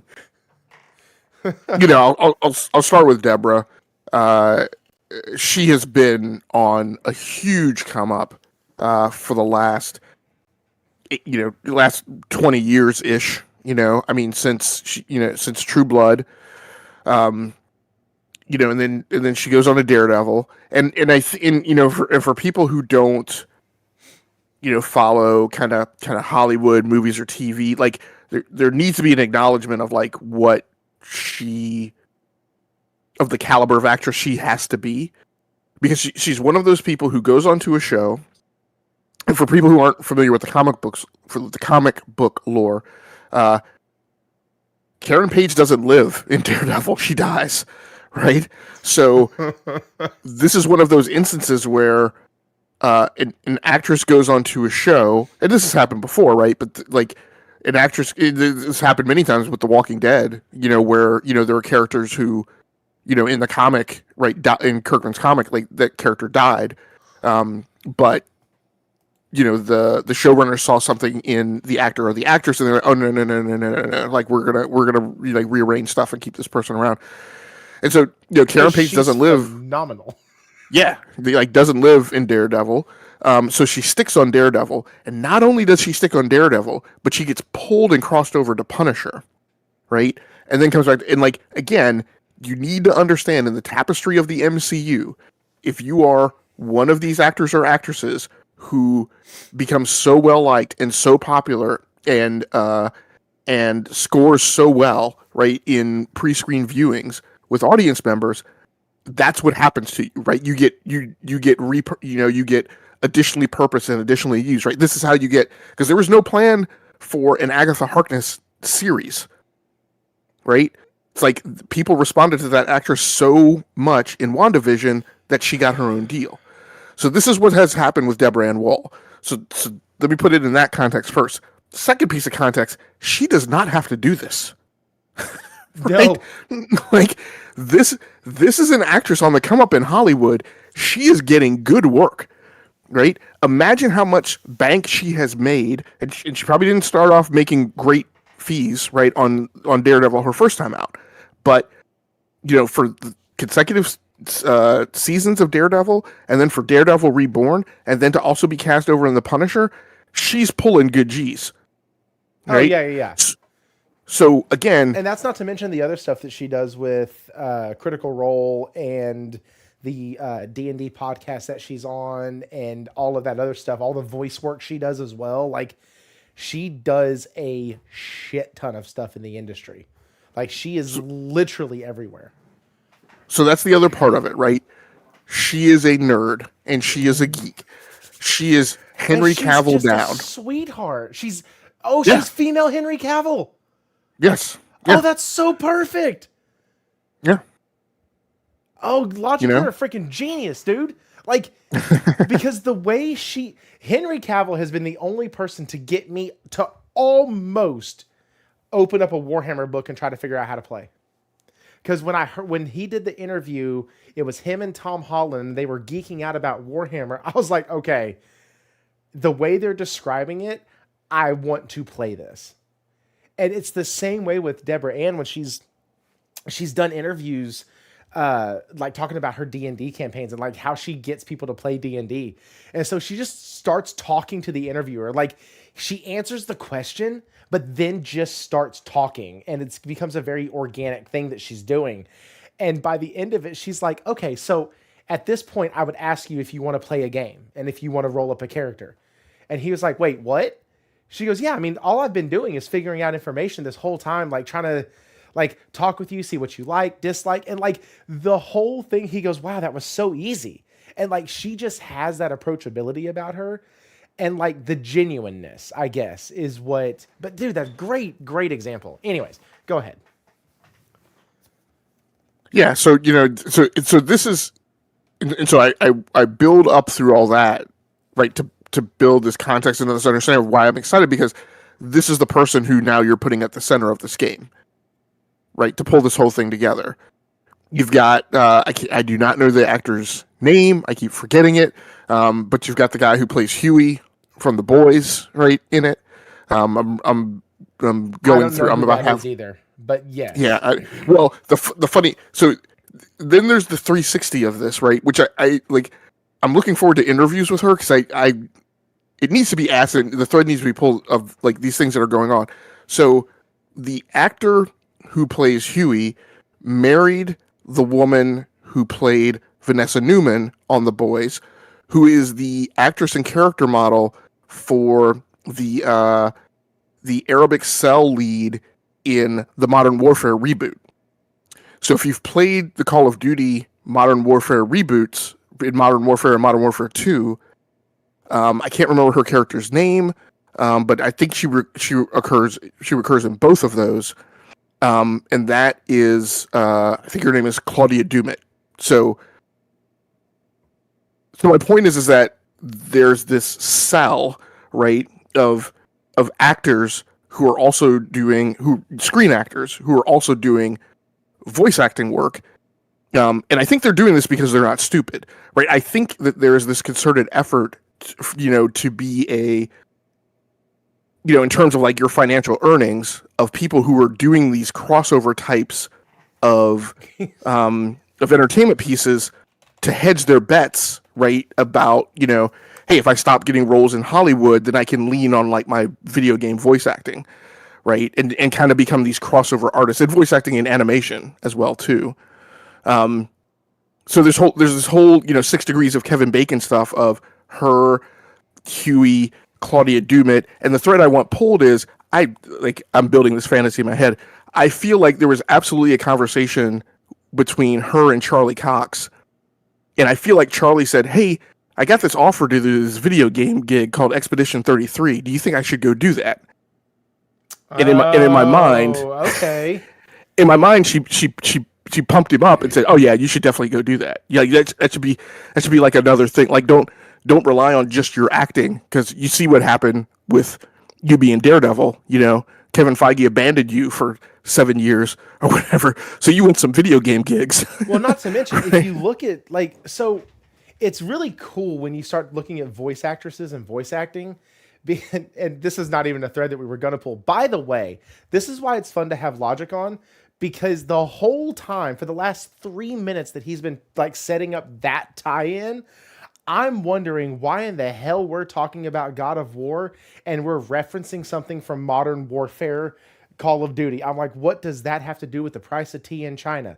But if you just hang on, he will tie it all back together. And so, anyways, kudos to you on that one. But with this title and with, voice actors, it's Danny DeVito did this. He did his acting roles, but as he aged, he started to go into voice acting because it was a way for him to keep getting paid. And he had name recognition. He was a successful actor in live performances. And come to find out, he was actually a pretty decent voice actor. So he did a couple voice acting roles. You have other people who comedians do it all the time. They'll jump into voice acting roles. I am blanking. Gabriel Iglesias, Cat Williams, and who was the other? Kevin Hart have all done. He's not really funny, but they've all done voice acting gigs, and it's a way to keep your career going, keep you in the spotlight, keep you at least on people's radar. And I didn't even think about that, because when you think about Charlie Cox coming over to do Expedition 33, that made absolutely no sense. Ben Starr, got it. He's a voice actor. He's been in other games. But Charlie Cox? That's what. Why is Daredevil coming over to do a voice in Expedition 33? That was kind of jarring. It wasn't even that jarring. It was even more jarring than the Erica, I can't remember her last name, but the voice of Atsu, because she do what? No, I was just saying, right. Yeah. Yeah, because at least she had ties in the gaming circles. Like, if you watch the interview that she did with, I think he's the guy on Kinda Funny. Goofy white dude. What's Greg Miller? Greg Miller, thank you. Yeah. she did the interview with him, and they were talking about how where they like came up at E3s and all this other stuff, and I'm like, oh, so she's been in the gaming circle. Got it. That makes sense. Even though she hadn't really done big voice acting gigs or anything like that. So yeah, I could definitely see that world. Deborah Wilson from Mad TV. Yeah. Makes no sense for him to go do that unless he has a friend and co-stars, right? Who are in that circle and and chatting up about it. So to bring it back to so my whole point of that, of going through all of that, right, is that this is the person who you're centering your story around, which I don't think is a small casual choice. And let's go back and talk about God of War 2018, right? Who centered on Christopher Judge, who I like TC Carson, right, as a voice, but like Christopher Judge, I think brings a little more gravitas, right, to the role, as far as being a screen actor who, as he transitioned to it, was a little bit more in the zeitgeist and was a little more known, right? God of War 2018, 3 Game of the Year awards, I want to say. So it won at the TGAs, it won at the BAFTAs. I can't tell if it won at the DICE or if it was just nominated, but it won a bunch of category awards at DICE. So my point is that what you're mentioning about like concern about the story, this is clearly a production which is putting a heavy emphasis on crafting a great story. Otherwise, you do not bring in a Deborah Ann Wall. Right? Why be bothered? So I think there's a ton of labor hours going on into story. There's a ton of obviously paying attention to detail in the lore of what they're doing. They've brought in an actress and other, associated actors. I can't wait to see the voice listing, the voice cast for this, for everyone else. So I think they're gonna do I think they're gonna do a major push, right, on story and narrative here, at the God of War 2018 level, as is the case with all of the S tier, PlayStation Studios. But and then level ups on combat, right, giving her the jump button, tons of aerial juggles. In fact, in many ways, combat that looks to me to be incorporating elements of even things that we see kind of in Spider-Man, right? With like I watched that 20 minutes of footage and I'm like, Jesus Christ, like this encounter, she's been in the air for like 57%, right, of the combat. So just tons of air juggles and combos and ults or near ults, that she's pulling off in air. I loved and of course, I mean, that was probably cutscene. I feel like I saw elements of kind of location context specific combat, right? And what I mean by that is like in Tilu and 007, combat actions that you take can have different results depending on where you are physically located in proximity to other objects in the environment. So grabbing somebody when you're in an open environment will have different animations than like if you're in proximity to a wall or a crate or a half wall. And that provides a lot of spice, right, in the variants of the combat that you see. And I feel like I saw elements leaning towards that in this game. That's we're yet to see a little bit more of that progression. But yeah, I'm super bullish on this game. Super excited. We've talked about the culture. I'm huge. Like there's just so many things about this that are like in my wheelhouse. I love mythology. I love lore, and I love Norse mythology because it's like you mentioned, it's not the thing that I'm like the most expert at in mythologies. I love how they are playing with elements of Norse mythology and like keeping some things the same but changing them. I feel like it's a super interesting thing. I don't, and either one of you guys can check me on this because I may not be completely accurate. I feel like the God of War stories, in particular, let's just take 2018 and Ragnarok, have not entirely been about the gods. No, they've been a personal journey for Kratos and Atreus. Right. We saw that. So It was okay. So here we go. What's up, Jez? Thanks for coming on, man. What's up, guys? So God of War Nick. 2018 and God of War Ragnarok is a full up and down, like, for Kratos. He starts off, it's a growth cycle with redemption built in on the back end. So that's what it is. The first is all about him learning how to cope with being a dad, take care of his child, honor his wife, all while figuring out how to be in some way this emotional thing that, or some way be the emotional support for this child that, and fill the role of his wife for Atreus.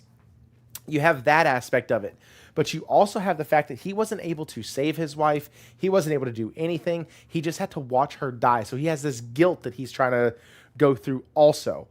He does all of this, and then in the second one is when he starts to open up, starts to actually have what I would call like true friendships, and some of them come to bite him back in the rear end.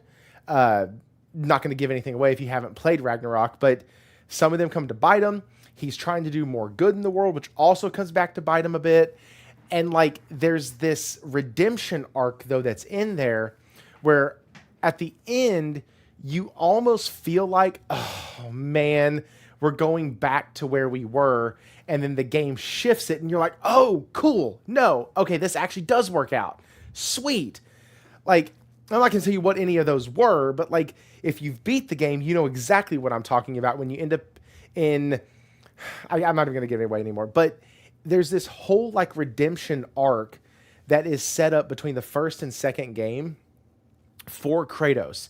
And the second game also fleshes out more of Atreus's role within the stories going forward and within the overarching story of God of War and of his impact on the entire like mythos of the God of War series. Like, we have this whole thing with the giants now that is just out there looming. It's, what are we doing with the giants? Like, they have them, they've collected a lot of them, they have more to collect. What are they doing with them? And so we have, it's been 4+ years. We are well beyond spoiler territory. Listen, man, people get touchy about that shit. We do. So I'm just like, listen, people get super touchy. But I absolutely agree. The last two God of Wars have been focused on Kratos' journey into being the best god of war that he could be, period, while still being a great dad and while actually learning how to trust himself but trust others. Like, there's a lot of shit that Kratos deals with like just mentally and emotionally in the in Ragnarok and in 2018, and he does it all while bashing skulls in and lighting things on fire, which is pretty freaking cool. Go ahead.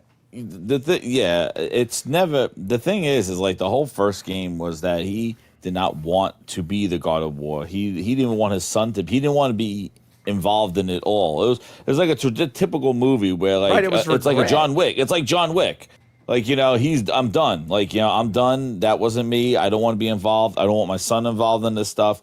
And it just happens to be he gets pulled into this whole thing with the stranger showing up at his house, and then it just goes from there.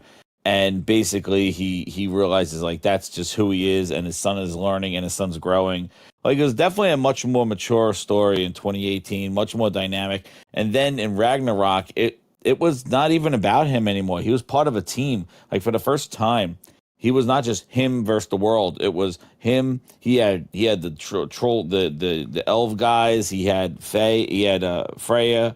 Freya. He had his son was taken away, and you know, even working with working over with the gods and stuff. So like, the second one definitely was a bigger god focus, but the first one he was avoiding the whole thing. He just got pulled into it, and it was definitely much more mature stories. My big thing with this here, this is, I think, going to be more definitely all gods. Like, there's going to be gods from all different realm, all different religions and everything like that. And I was talking to Thrifty yesterday about it. I was like, there's the potential that the gods that he has banished, the Greek ones, could show up and be like, yeah, we're gonna take this out on you for what your husband did to us. There, so you may see, Poseidon and things like that, people that he killed in the first one, Hercules. See Hercules, man, I'll be crazy. But like, they're all the ones that he killed in the first ones. And what's crazy is that this game, it makes sense now why the trilogy is being made, because there may be callbacks to what Kratos did to some of these banished gods that she may come across. And then you'll be like, what the hell are you talking about? Because they didn't play the trilogy. So now the trilogy comes and it shows, oh, those guys in like Faye's game is basically, they were saying like Kratos killed them. And it's like, oh yeah, now that's in the trilogy. So you play the trilogy and it ties into what maybe some things are going on here because they may allude to it. So it's really creative in the sense that there's overlapping.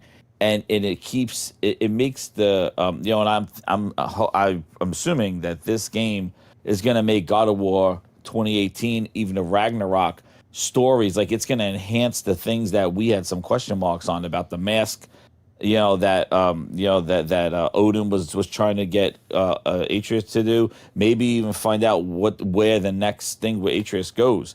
When he's turned into Loki, and where he goes, and she may influence that, or maybe something that she does, or there may be crossover. That was the biggest surprise for me, was that this wasn't a prequel. This is actually happening in the same, just in the alternate universe, in the same timeline as what's going on in Ragnarok and God of War, which means it keeps those games relevant. It's not like those games like, oh yeah, those games are the future, we're just playing a prequel, or those games are in the past, we're just playing the third one. The previous ones really, they're old stories. Now we have a new story. It's like layers of a cake. They keep adding more and more to build this God of War universe, which definitely wasn't the trilogy. The trilogy was just Kratos just running amok, of just killing everybody to get to Zeus. It was just a linear path. Like, it was not this. This is layering on top of layering of what they're doing. And this, what's crazy is that they can make these games now tie more into the trilogy, which I think a lot of people from the God of Wars and stuff didn't, they didn't like that he abandoned who he was, and it was in a different, they just want them to just kill every god in Norse mythology, just like he did in Greek mythology, just kind of run through it all. And he kind of avoided that until he didn't get to change the Olympus till like halfway into the game. I don't care, spoilers my ass. But, that's the thing. He had it in Ragnarok, so anyway. But, like, he didn't get that to realize who he was, and looking at his scars and things. Like, it really is brilliant, what they're doing. I'm real surprised that Santa Monica keeps drilling down into God of War and not doing anything else. Like, you know what I mean? They're really building this God of War universe. Well, so that's one of the things I wanted to talk about with this that we didn't get into last night. So there has been, over the past 24 hours, there's been a lot of stuff that has come out. There's been the interview with the director. There has been Corey went and did another interview, I think, with IGN, and in both of those interviews, it has been revealed that he is the one who is kind of the Kevin Feige now of God of War. Like, that's a good analogy. He's making sure all the pieces fit where they're supposed to now. That's his job. And so I'm really enjoying, because it kind of gives me a peek behind the curtain in a sense, because I now can see, okay, all of this stuff is supposed to tie together, not loosely. It is supposed to tie together directly. And so that makes these games have a bit of a different weight to them. Like somebody had said earlier, like yesterday, I think that, oh yeah, they said it was a mainline game, so now everybody's going to have to play it. And I was like, y'all got me fucked up. If it looks like shit, I ain't touching it. Like, mainline or not, I'll catch the recap on YouTube. But like, when they end up saying that, no, this is happening right now, right there, it's going to have direct implications and direct tie-ins to Ragnarok and to the other... and to 2018, at that point, it elevates it to, like Jez said, and like Logic said, the questions. Who blew the horn? I just want to see somebody blow the damn horn. That's all I really want, because I still need an answer to that question. And he heard her a couple of times in the game. And people are already speculating that when in the trailer, when she sees him and he kind of saves her, something like, from God. What? Yeah, like that's when he got killed. He got killed. Yeah, because he got killed in Thor. Remember, and maybe she brought life back into him. Yeah. That's what's so cool about this. Oh, it's gonna be sick. And people who say she is ugly. So this is part of the topic tonight. Oh, people who say they've made her ugly. People who say that they've done all that. It's very short part of it. I want to see what these people look like that say that she's ugly. I do too, and I really want to know. Fucking Chuck from Goonies. I want to know. She's ugly. Here, oh. let me kill you, bring you back to life, drop you in a cave, drag your ass literally through mud, fire, stone, and brick, and let me just see if you don't look like you did on your 18-year-old glamour shot. Please, let me. And the other thing is, like, and I want to bring this in to because we've been talking a lot tonight about like cultural context. Oh sure. And this is where gamers need to go, right? You're participating in an art form, and you're participating in a medium, and you need to. And I'm going to be insulting. You need to become more culturally intelligent in a lot of ways. This is Norse mythology. This is mythology based on women who were warrior maidens. Let's put it in historical context. Makeup didn't exist at this time. And if it did, Norse warrior maidens who were accustomed to defending their villages against male warriors and killing them with battle axes would not be concerned about what they look like. Laufey is a giant. Right. She is a warrior. She is here to kick ass and take names. Like, if you can't deal with her having some mud on her face, right, and her not looking like Deborah Ann Wall's actual glamour shots that are used, or Deborah Ann Wall from friggin' True Lies, which was not True Lies. I'm sorry, True Blood, which was like fucking like 15, 20 years ago. Exactly. I'm like, get over it. You know, Jesus. Yeah, this is really bad. Like, stupid I didn't topics in gaming. Oh my god, I don't think it's. You know what? I don't even think it's gaming, dude. I think it's just cross like media everything. Everybody got so much to goddamn say. It's everything. When I saw this and when I saw that it got quote unquote leaked the day before, I was like, oh god, okay, this is gonna be a thing. But I started to really get excited when I realized from the very jump that it was Deborah Ann Wall, because she's awesome. And I got super excited about that. And then I see the trailer and I'm like, oh, they made her gorgeous. I'm sitting here geeking out the whole time I'm watching going, they made her look amazing. They did such a good job with her character model. I'm looking at the like veins in her arm and how it shows through the skin. And I'm like, dude, this engine is sick. They've done such a good, like right there. Right here on screen right now, like people talk about how they made her lips look flat and like non-existent. But wait a second, because if you don't just pause it at whatever time suits you, you can see right here, she has like, they're not flat, they're not anything. She actually has no mud on her face here and nothing. And she looks great. It's the weirdest thing that I have ever seen, especially for this title, because normally I can look at a Star Wars Outlaws and go, yep, you done fucked up. I can look at a game like Dragon Age Veilguard that I actually played 20 hours in and go, yep, you fucked up. I can look at a game like Concord and go, yep, that's not right. Those character models are terrible. Stop it. Like, I can look at titles and be very, very clear and pointed with, yeah, those look like crap and you probably did that for an agenda. And that's okay, because that's your own creative art form. Have fun. I'm probably not going to participate. But this has none of that. Like, this absolutely has not even a single inclination that they tried to make her ugly. It has So if everybody remembers Tomb Raider when it got the reboot, one of the biggest things about that was that they made Lara Croft more flat-chested. And it wasn't that it wasn't that so much that she was flat-chested, but that she was wearing sports bras. And they justified it by saying, well, she's an adventurer. She's going into tombs and caves and all this other stuff. And so this is how we thought she would look. And I was like, you know what? Okay, cool. But people had a problem with it back then that like, oh, they made them smaller. And I'm like, guys, yes, women are gorgeous, beautiful things to look at. But can we please not like let the game's like worth hinge on how pretty they look or how pretty they don't look, especially when they've made them look like this. Like it's just crazy. Yeah, thank you, Josh. Realism isn't beauty. Thank you. There's just part of the society that's out there who needs women in games to be a Stellar Blade body model, a Kardashian, to be Botoxed up, have fake tits, and a BBL. And if it's not that, if they don't look like Power Girl, right, then, they're not satisfied.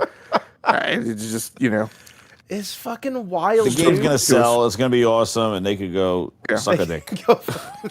So one of the things that I want to talk about is well said. The story elements in this game, and we're like, ugh. I love what Jez was saying about how there's a reality in this game and this lore and the way that it's leveled up since its inception and how it's gone from pineapple juice to like a finely aged wine, right? Yeah, right. with elements of oak and chocolate and roses in it, right? Like the intricacy in which they're weaving into the lore, and where I feel like, and what's great about like everybody's, well, why Laufey, why not Loki, and blah blah blah blah. I'm like, one of the key reasons is because Laufey is a much more blank slate. There's actually not a ton of lore that's been recorded about that mythological character that historians have found. She's a lot more pliable and flexible in how they choose to employ her in this world. And there's a lot more that can be kind of written and impressioned upon her in how she fits. The thing that's interesting, and the thing that I was saying before about how, like, the God of War, right, in air quotes, series has not focused a lot on the gods. Laufey is a lot closer to a god. Obviously than she is to like somebody who starts off as human. Parts of the mythology is, likens the giants to gods, really refers to them as kind of another just factor of chaos, in that the Aesir gods were focused on order, and the giants were constantly kind of trying to tear down their framework and their notion of order, but they weren't inherently evil, which is kind of how they come off right in the Marvel comics and the MCU. So I think it's just a really wonderful opportunity for Sony Santa Monica to do that, right? To flex her, fit her into this mythology, have her play a role, focus a little more on building out the other kind of character fabric of the God of War universe. I'm super excited. Yeah, and also too, I think that the awesome thing is where she is. Like, it's not Valheim, it's not like the Norse, it's not Greece. She's in this like purgatory, or just a hell of gods, like just in this purgatory of gods, like that, just stuck, and everybody's vying for power. So there's going to be a lot of crossover, and just like the stuff that's there, and obviously with the cube and stuff, it's weird. There's weird stuff as well, talking swords and cubes, like gelatinous cubes and stuff. So like, who knows what the hell you're gonna see in this thing? Like, what this is, like, who those armies are, who the villain's gonna be. You know what I mean? I'm not convinced that it's those two people that we saw in the beginning. And maybe it's the Egyptian one, but like, I don't know. Like, they could have a lot of twists and everything. They could throw anything at you. It could be Zeus, commanding all this stuff. They could just be like, Zeus is like, one of the Kratos family is there. And you never found out how she died. God of War 2018 just started off like how she died. So there may be flashbacks to this to when she was with Kratos, and you find out what happened to her. Maybe it was that there was something that she had to go do. Maybe this was her thing. I don't know. She has to do something. So there's so much stuff they can do. I think it's crazy how much they've shown of the game, and like it looked absolutely incredible. And the hair physics of her hair and all the design and look, it's not cold, it's not gritty, it's not gray, it's not like that kind of, that is bright colors and crazy stuff going on. So very, like, you're fighting plants, like floral, a lot of like color in this. It's not that dull gray kind of God of War Greek look, or just snow and kind of that Norse look from, like, the Viking look and stuff like that, the gray, the clouds and stuff like that. Because remember, it was in God of War, like, it wasn't until we got to the Elf world and things like that, or with the one of the Heims or whatever the hell it was, where it was like, oh, green and there was like, you got your boat and stuff like that. Like, there were some worlds that were very colorful, but a lot of it was dreary. And this one starts with all the colors. So it was incredible. They showed a lot, and I just think people just I can't see what games that we're gonna see are gonna be at this kind of fidelity and have this kind of presentation and being shown this early and be this polished. There was no frame rate drops. There was no like people like, oh, there's glitches. Oh, we'll have to fix it. Dude, this thing was clean as hell, and with no release date. That's why I think it's coming out next year. I do not believe that they're pushing it this hard, this fast. No, it's coming out next year. I'm going to say it's coming out before May of next year. I think it's close. But come on, like, who shows games like this, especially from third? Like, what are we going to see at this kind of fidelity and level, and this running on a Pro? This is not on PC. Oh, yeah, that's where you're going to be looking at frame drops, and you're going to find out what devs drinking their coffee, how they take their coffee, like that's why I'm crazy. Like, the way they show this, and then to hear Matt Booty say, like, oh, that direct after the Gears thing is going to be, we're going to show like how the motion capture works and the ins and the nuts and bolts of it. I'm like, no, you show the whole game. Like, if you don't show at least this much of Gears on Sunday, it's a fail, because they didn't even show Fable this much. And when people go like, what the hell are you talking about? Like, when you saw how Wolverine and this game and God of War was presented, and then go look at the Dev Direct and watch how they revealed Fable. How much, like, we have devs telling us what you're gonna do with like people walking slowly. They did the same thing with Starfield. They did the same thing with every single one of their games. They think that like, I'm buying the devs. Like, that person in the video is coming to my house and like hanging out with me. Like, I don't care. Like, and I don't know, they want people to feel like sympathy or empathy, that like, or just a connection, like, oh, I'm gonna buy this. Those devs seem pretty cool. They look happy. They really put their, like, they are using every other thing than just showing the friggin' game and playing it. And they do it. Well, they'll do it on Sunday. They'll do it on Sunday, but they do it all the time. They do not show a game just like this. Just let it run. And they do it, and Sony does it, and they're able to tell the game. You got to see gameplay. You didn't have anybody talk during this. Nobody was saying the mechanisms and all that other stuff. The interviews came after the fact, and even them, they're like, just watch the video. And I thought it was great. I was surprised, and that's just another game that they have now that we didn't know about, or whatever. Some people knew, like, I guess the leaks and stuff, but it is what it is. I mean, I didn't care about this game on a lore aspect, because when you heard it leaked, because I thought it was going to be a prequel. That's what I thought too. Like, her story. I'm still nervous about the story side of it, to be quite honest. I don't have a real reason to care much about Faye at all. The games never gave me a real big reason to care about her. Sure, she's Kratos' wife, all this other stuff, but like, they already used that and pulled on that heartstring to get me through the first one. And so I've not really seen, there was never a need in my head to know what happened previously to her and how she became with Kratos or anything like that. But to see what she's going through almost in response to what Kratos and Atreus are doing in the moment, is that has at least my ears perked up to go, huh, okay, maybe. It's the story is still a big question mark for me. I don't think Santa Monica woke up yesterday morning and forgot how to make video games. It's going to be clean.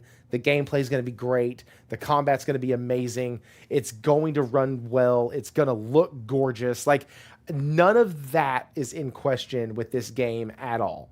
I think they have done a phenomenal job, and where they have brought this engine from 2018 to now is absolutely insane. I can't talk about it enough because it looks so good. But the story is what concerns me the most. But the fact that Corey has had to have kind of his hands all through this, and all through the overarching story, one gives me a little bit of a breather. I've been like, okay, cool. But also where they're placing her story is going to also help, I think, and ease some of that I don't want a prequel feeling that I had when the game was first leaked. I was like, man, I don't care. But and it makes it like a mainline game too, like right, not like a spin-off correct. or something, because it's actually happening. Like it adds to their story. My most positive spin is I've got to dissuade you of this notion that you're worried about the story, Thrifty. Yeah, I wouldn't be worried. A more aggressive thing is we need to fight. We need to fight, okay? Because here's what I would say. Like, you said that Corey is becoming like the Kevin Feige of the God of War franchise. And I said that's a redeeming quality of the story of this, to be clear. Yes.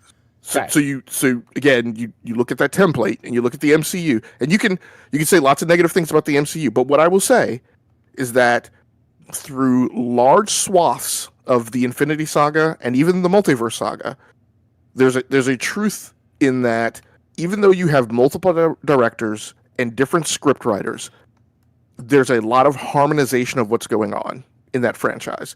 There's a lot of the way that a lot of the movies have the same kind of feel to them, that there's an MCU aesthetic, right, in the literary sense. And so, like you said, that's good that Corey's doing it. But even more importantly, I think that is what is going to be needed. If we get time, we're going to get to this topic of like the PlayStation first party games not selling as much. Yeah. And I think this type of thing where you have a head of a franchise becomes important, because part of what is true, and I buy into the thing, I think he was a Final Fantasy guy said maybe a few months ago, that like we're living in this world now where, you know, you present somebody an IP and then you don't show them a sequel to it till like 7 years later. I'm like, that's not going to work. Like, you have gamers who maybe are onboarding to games at 10, and then by the time they get a sequel, they're graduating from high school. And then by the time they get the third game, they're out working, graduated from college, trying to pay bills. Like, that's not going to work. CD Projekt Red, I don't know that they're going to pull it off, but it's definitely a good idea that they're talking about trying to get the next Witcher trilogy out in 6 years. I don't know if that's feasible, but like, part of what I think needs to happen in development, and part of what needs to happen right with PlayStation, in my opinion, is tactics like that, right? Having blue gold teams, having concurrent development.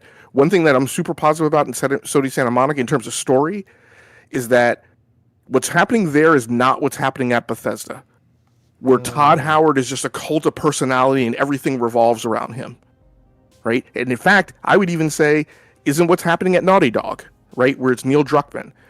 At Sony Santa Monica, I see a mentor, and I see proteges, I see other creative directors, I see people being raised up, I see people being groomed, I see people being mentored, I see people being coached, and I see a future of that studio that doesn't entirely revolve around Cory Barlog, that he's preparing the next generation of leadership.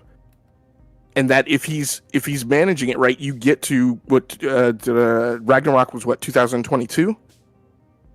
Right? So like we have the makings, right, of them trying to do things that make things work, that pull those timelines in for franchises, that allow world building, that allow a big fabric. And I said, what I feel like I'm seeing with these games play out, and I think you guys have mentioned it too, is that there is care and precision and accuracy being shown in weaving this lore, right, and building out this world and doing true world building, like along a Game of Thrones kind of level, and keeping all this stuff straight and having like little pieces littered throughout and callbacks. And I think this story like is going to incorporate a lot more of what's going on with the gods. And maybe we don't need a prequel, but I think there's some things that are useful, like how does she and Kratos how does Kratos, right, this dude from Greece, wind up with a giant, right, from Norse mythology? Well, so you see, when a man loves a woman, yes, why is she hiding out, right? Because a key part of the Norse mythology is the notion of I think it's the seven realms, So, and why is she hiding out? How and why does she have the son that she has kind of out of the visibility of a lot of what else is going on, right, in the one tree? So I think elements like that are interesting, and I think and most importantly, I think elements of those are building towards the next thing, which I think the mechanism that I'm seeing being set up at Sony Santa Monica is that there is a next thing, right, in this universe, right, with these different creative directors helming pieces of the story and Cory Barlog sitting on top of it. So I think there's an intentionality and a deliberateness to how this story is coming about that caused me to not be concerned, because I don't feel like it's willy-nilly. I don't think it's Todd Howard or Neil Druckmann pulling all the strings and everything's dependent upon them. I see teams having some independence and latitude, but also collaboration and trying to render this kind of big epic arc right into being. I think they're doing a good job with it. I think that they have some decent makings. Like I said, I still have my reservations, but looking at it, this game is day one regardless of it. Did I talk you down off the ledge at least? Oh no, I was never on the ledge. That's the thing. I was never on the ledge because the Deborah Ann is gonna make me buy the game no matter what. Like, I was always going to grab this game because she's in it. That's just the fact of the matter. I absolutely love her as an actress. She's phenomenal, and I think the work that they did with her character model, the work that they've done in the way they have her presented in the game, I don't think they've gone with this I am woman, I don't need anybody else, I'm the perfect everything. But I do think that they have set her up in the past two titles with little throwaway lines here and there about how massively powerful she was, how strong she was, how much of a good warrior she was. And so, yeah, Josh said he has to understand the cube.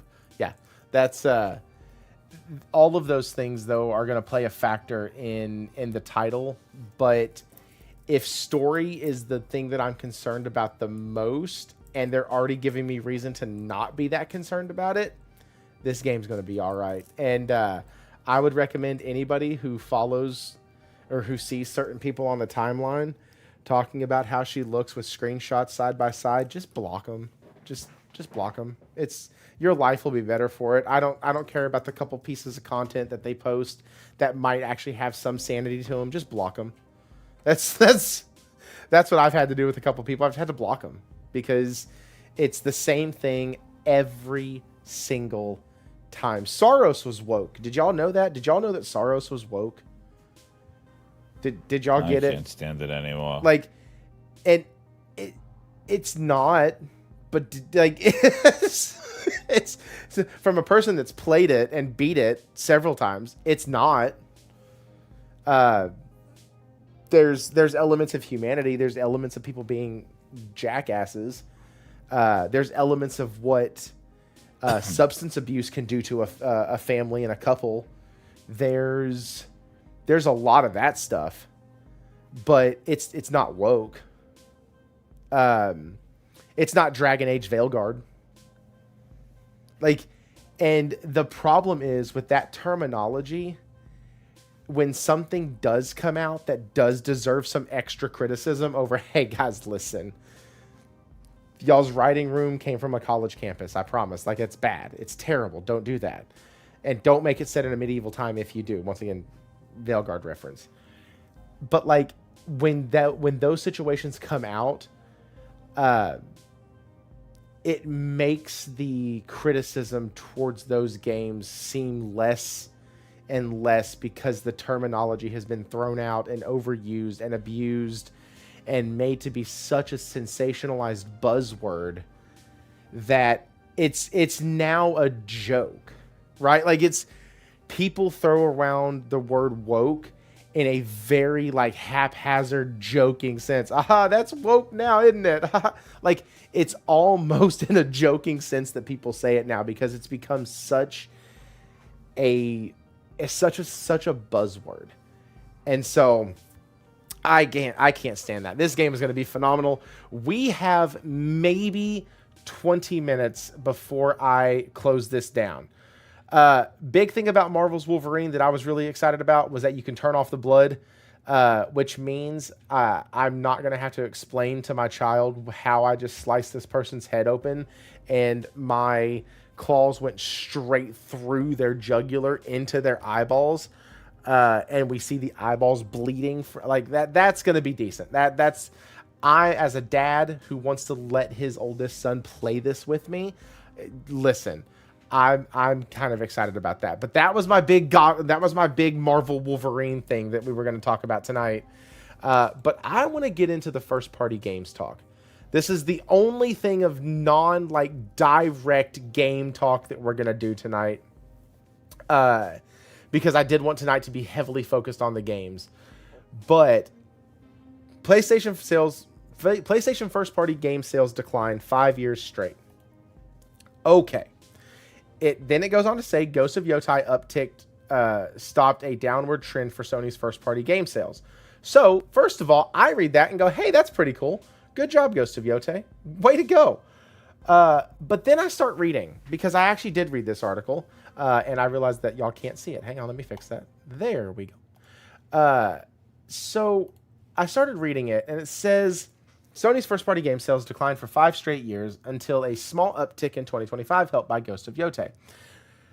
That's according to data collected by GameFile, which suggests that PlayStation sold less than half the number of first-party games in 2024 when it released Astrobot and Concord, compared to 2020 when it released Last of Us Part 2, Ghost of Tsushima, as well as the PS5. How many people will take to figure this out? It was at this point that I was like, wait a minute. Water is wet. You're putting 2024 Astrobot and Concord, an experimental title with a family budget title almost, like, and the game budget, lasted 2 weeks. and Last of Us, and they took it off store shelves. Last of Us Part 2 and Ghost of Tsushima.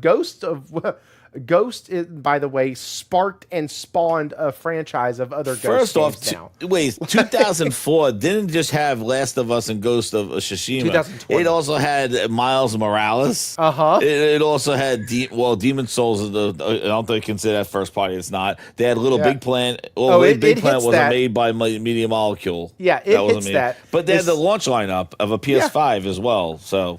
And then it says, because it does cover that, it says the figures highlight what a prolific year 2020 was for PlayStation, with Marvel, Spider-Man, Miles Morales, Demon Souls, and other titles also arriving that year, but also the slowdown of releases from its biggest studios since the PS5's launch. Notably, Naughty Dog still hasn't released a game since 2022, hasn't released a game on this console generation, nor has Haven Studios, which Sony opened in 2022. Also, shout out to Firesprite for doing Until Dawn 2. I think it's a great use of them and much better than closing them down. Anyways, I just wanted to get that out there. Great job transitioning them over to something else. Both studios announced games. Galactic, The Heretic Prophet, and Fair Games don't have release dates. Similarly, Dreams, Little Big Planet Studio, Media Molecule hasn't released a game since 2020, while SIE's acquisition of studios so far hasn't resulted in an increase in hits, the platform holder canceling multiple live service projects and closing studios like Bluepoint. So, like, they're giving the reasons, but their baseline is a little fucked up. Like, Ghost of Tsushima, Last of Us Part 2, as well as the entirety of the PS5 launch lineup. Like, yeah, it's gonna be a bit rough after that. Like, how do you follow that? After Spider-Man 2, they said that there will be no big sequels for any of our major franchises until Ghost of Yotei. They had a year and a half of really not really, like, after Spider-Man and Horizon Forbidden West came out, Sony definitely slowed down, and it really was that service stuff. There was a transition of the CEOs, and also of the those company changes. Like they came out and said, well, you're not going to see a sequel to a major franchise until quarter 2024, and then it was or 25 or whatever, it was Yotei. You know what I mean? That was the first sequel to a major franchise. After Spider-Man 2, they said that, and that's where we got Astrobot, a surprise, which we didn't even know about. That's true. That year that we had Concord, because if you think about it, we had Concord, and then they also had Helldivers 2. So they had Helldivers 2, and then they had Concord and Astrobot. That compared to Last of Us, Ghost of Tsushima, Miles Morales, even Spider-Man 2, and Horizon Forbidden West. Yeah, and so in my thrifty content tab on the Discord, I didn't even cover this thing. I skipped this whole thing. I put on here, I said, Sony sold less first-party games. Now breathe and read. We will discuss this later tonight. Because that's what the point of the article is. The point of the article is to make you look at it and go, oh my God, they've done terribly. It's been awful. It's been bad. It's just doom and gloom. Well, you're comparing it to Last of Us Part 2, Ghost of Tsushima. And Steve Totilo printed out the day that they just showed Wolverine and God of War on the show. Like, I'm like, yeah, this will be a nothing burger right after the showcase. So stupid. And when they said small uptick, look at the trajectory between fiscal year 2024 and fiscal year 2025. There was a large, it is a, hey, we are climbing back uphill now. It's not a spike, like they're not climbing a mountain, but Lord Jesus. They seem to be getting things back on track. Corey Massey said, this is why I think the gaming community is cooked. Hang on, let me see what he says. He said, bro, this is why I keep saying the gaming community is cooked. This is the caliber of journalism given to represent the online gaming community. And Josh says, but PC will save them. Yeah, that's why they need the PC. It's ridiculous. Yeah. But when I read that first little paragraph, I was like, oh, you're an idiot. Cool. Got it. Somebody must have paid for the game file subscription. They're like, we got to use the data that we paid for. So one person at VGC, one person paid for it, and now all of them have access. Yeah, it's like, yo, we subscribed for this game file. We haven't wrote an article yet. Go grab some data and put an article out. Who's subscribing to this shit?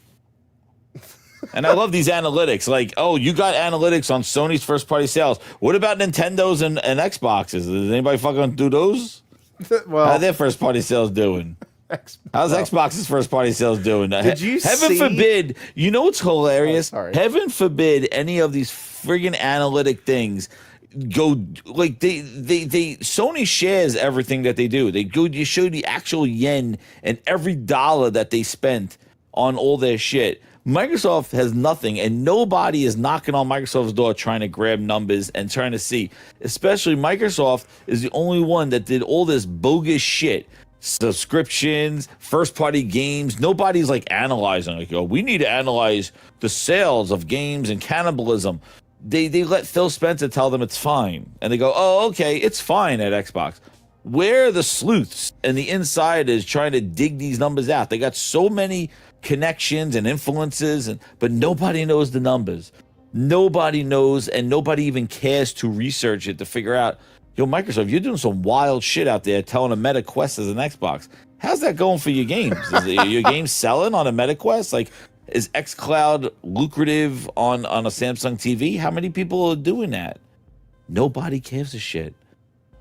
Like, it's just hilarious. But the two companies that share the numbers, they're like, yeah, let's make up some shit, like trends. Meanwhile, it's just amazing how the one that don't share numbers, nobody doesn't care. Nobody cares. It's hilarious. Nobody cares. Nobody cares, and they take their word for it. Like, the executive says a quote, and they're like, "Oh yeah, it's fine. It's fine. It's great. They're doing great. Yeah. They're doing great. So It doesn't cannibalize sales. Phil says it's fine. All right, write an article. a few But weeks Sony, ago, let's get some graphs and shit."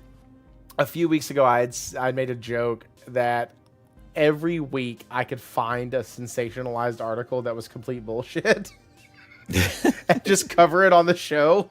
Like, this my is God. misinformation corner. All you gotta Come do is on follow over. Alinea Analytics. That fucking guy. Yeah. Holy just shit. Follow those people. Dude, I don't know where that guy. Somebody got a PowerPoint Office subscription, and he just says, "Let's I got to use this." Yeah. Microsoft Office is included in my PC purchase. That Rice Elliott, dude. I just skip over that stuff. It's like the Steam numbers and the sales, and he's like, "Oh yeah, and Soros only sold 500,000." It's like, oh my god, dude, this Alinea, get the hell out of here, you horse shit. And that's really all it is. Logic, do you have anything at all of substance to pull from this? To pull from that, No. no. Do you have anything to add to what Jez and I were saying? Yeah, and I'll try to do it quickly because I know you're trying to get out of here. So yeah, I mean, first of all, what you guys mentioned, spot on, right? They pull in 2020, which was a crossover year, right? So you have stuff that came out for PS4 and stuff that came out for PS5. So in 2020, you had, and I'm just talking about just all the first party games that they put out. You had Patapon 2, Dreams, MLB The Show 20, Tilu 2, Ghost of Tsushima, Miles Morales, Astro's Playroom, and Marvel Spider-Man. No, the PS5 version. So That's a hell of a year. What I pulled together, just trying to make better sense of this than the people who get paid to do this as their full-time job, was that, and Corey and I have had discussions, I would really call them arguments, about this topic, and he's right. The truth is that there has not been as much, I think, of a long-term... Can you repeat that? He doesn't get told he's right too often. So can you repeat that for Mr. Corey? He's right in the context that there has not been as much of a long-term production pipeline output problem, right? When I look back over the last 13 years of history, what's causing the skew in my mind is that when I laid out everything that has come out, first party wise, there are these things that I call peak years. And so you have 2013, when you had MLB The Show 2013, God of War Ascension, The Last of Us, Killzone Shadowfall, and Gran Turismo 6. And then you had 2014, where you had Infamous Second Son, MLB The Show 14, the Last of Us PS4 version, Infamous First Light, Drive Club, and Drive Club. Then you had 2020, which I just mentioned, right? So you have these years where there's like a big thunderclash of a bunch of games that matter, right? Games that are zeitgeist, games that people show up for. Like Astrobot is a great game, right? Probably. I haven't played it. I'm taking everybody else's word for it. I don't consider Astrobot in the bucket of games people show up for, right? There's a great thing if you have a PlayStation, but in my mind, they're not the things that make people show up. So there are these peak years of big summer blockbuster games that matter type of games. And I think what's going on in people's opinion, and this article tries to transcribe by data, which is not necessarily accurate, is that there's this feeling that things are not humming along in the way that they have. And I think those things are caused by these big peak years that people associate in their memory as that's PlayStation. And the fact of the matter is that those things aren't going to happen that often. When I tally those things up and I look at it over the last 13 years, the way I describe it is from 2013 to 2019, there were an average of 3.14 releases of what I call the big games, right? The games that matter, the games that people show up for. 2020 to 2025, that average is 2.833. So the fact of the matter is that the difference is very, very, very, very small. It is that tiny difference, and the big thing that is Naughty Dog hasn't put out a new game. I think that's the thing that's like Yeah. Because Naughty Dog hasn't put out a new game, and the pace, right, the marker is off by like an MLB batting average, right, of a guy on a bat streak, right, of 0.3, right? Everybody has this doom and gloom, and the doom and gloom is inaccurate. There is a delta, right, but no one has accurately described the delta and put a name to it, right, and put it in a box the way that it should be. Well, except for me, which is a slightly arrogant and egotistical statement, but I'll own it. Sorry, that's just funny. Except for me, which is admittedly slightly egotistical and arrogant. Like, that's funny. That's just funny framing. Okay, Stephen Leon, member for 24 months. Guys, if you are green, then you have a member shout out that you can do once a month. This is his member for 24 months. Even the reviews of Xbox versus Sony. You know, even the reviews of Xbox versus Sony. Xbox gets about 25 of the same game, but Sony has 100 to 200, and all of the Xbox games are skewed, or reviews are skewed as well.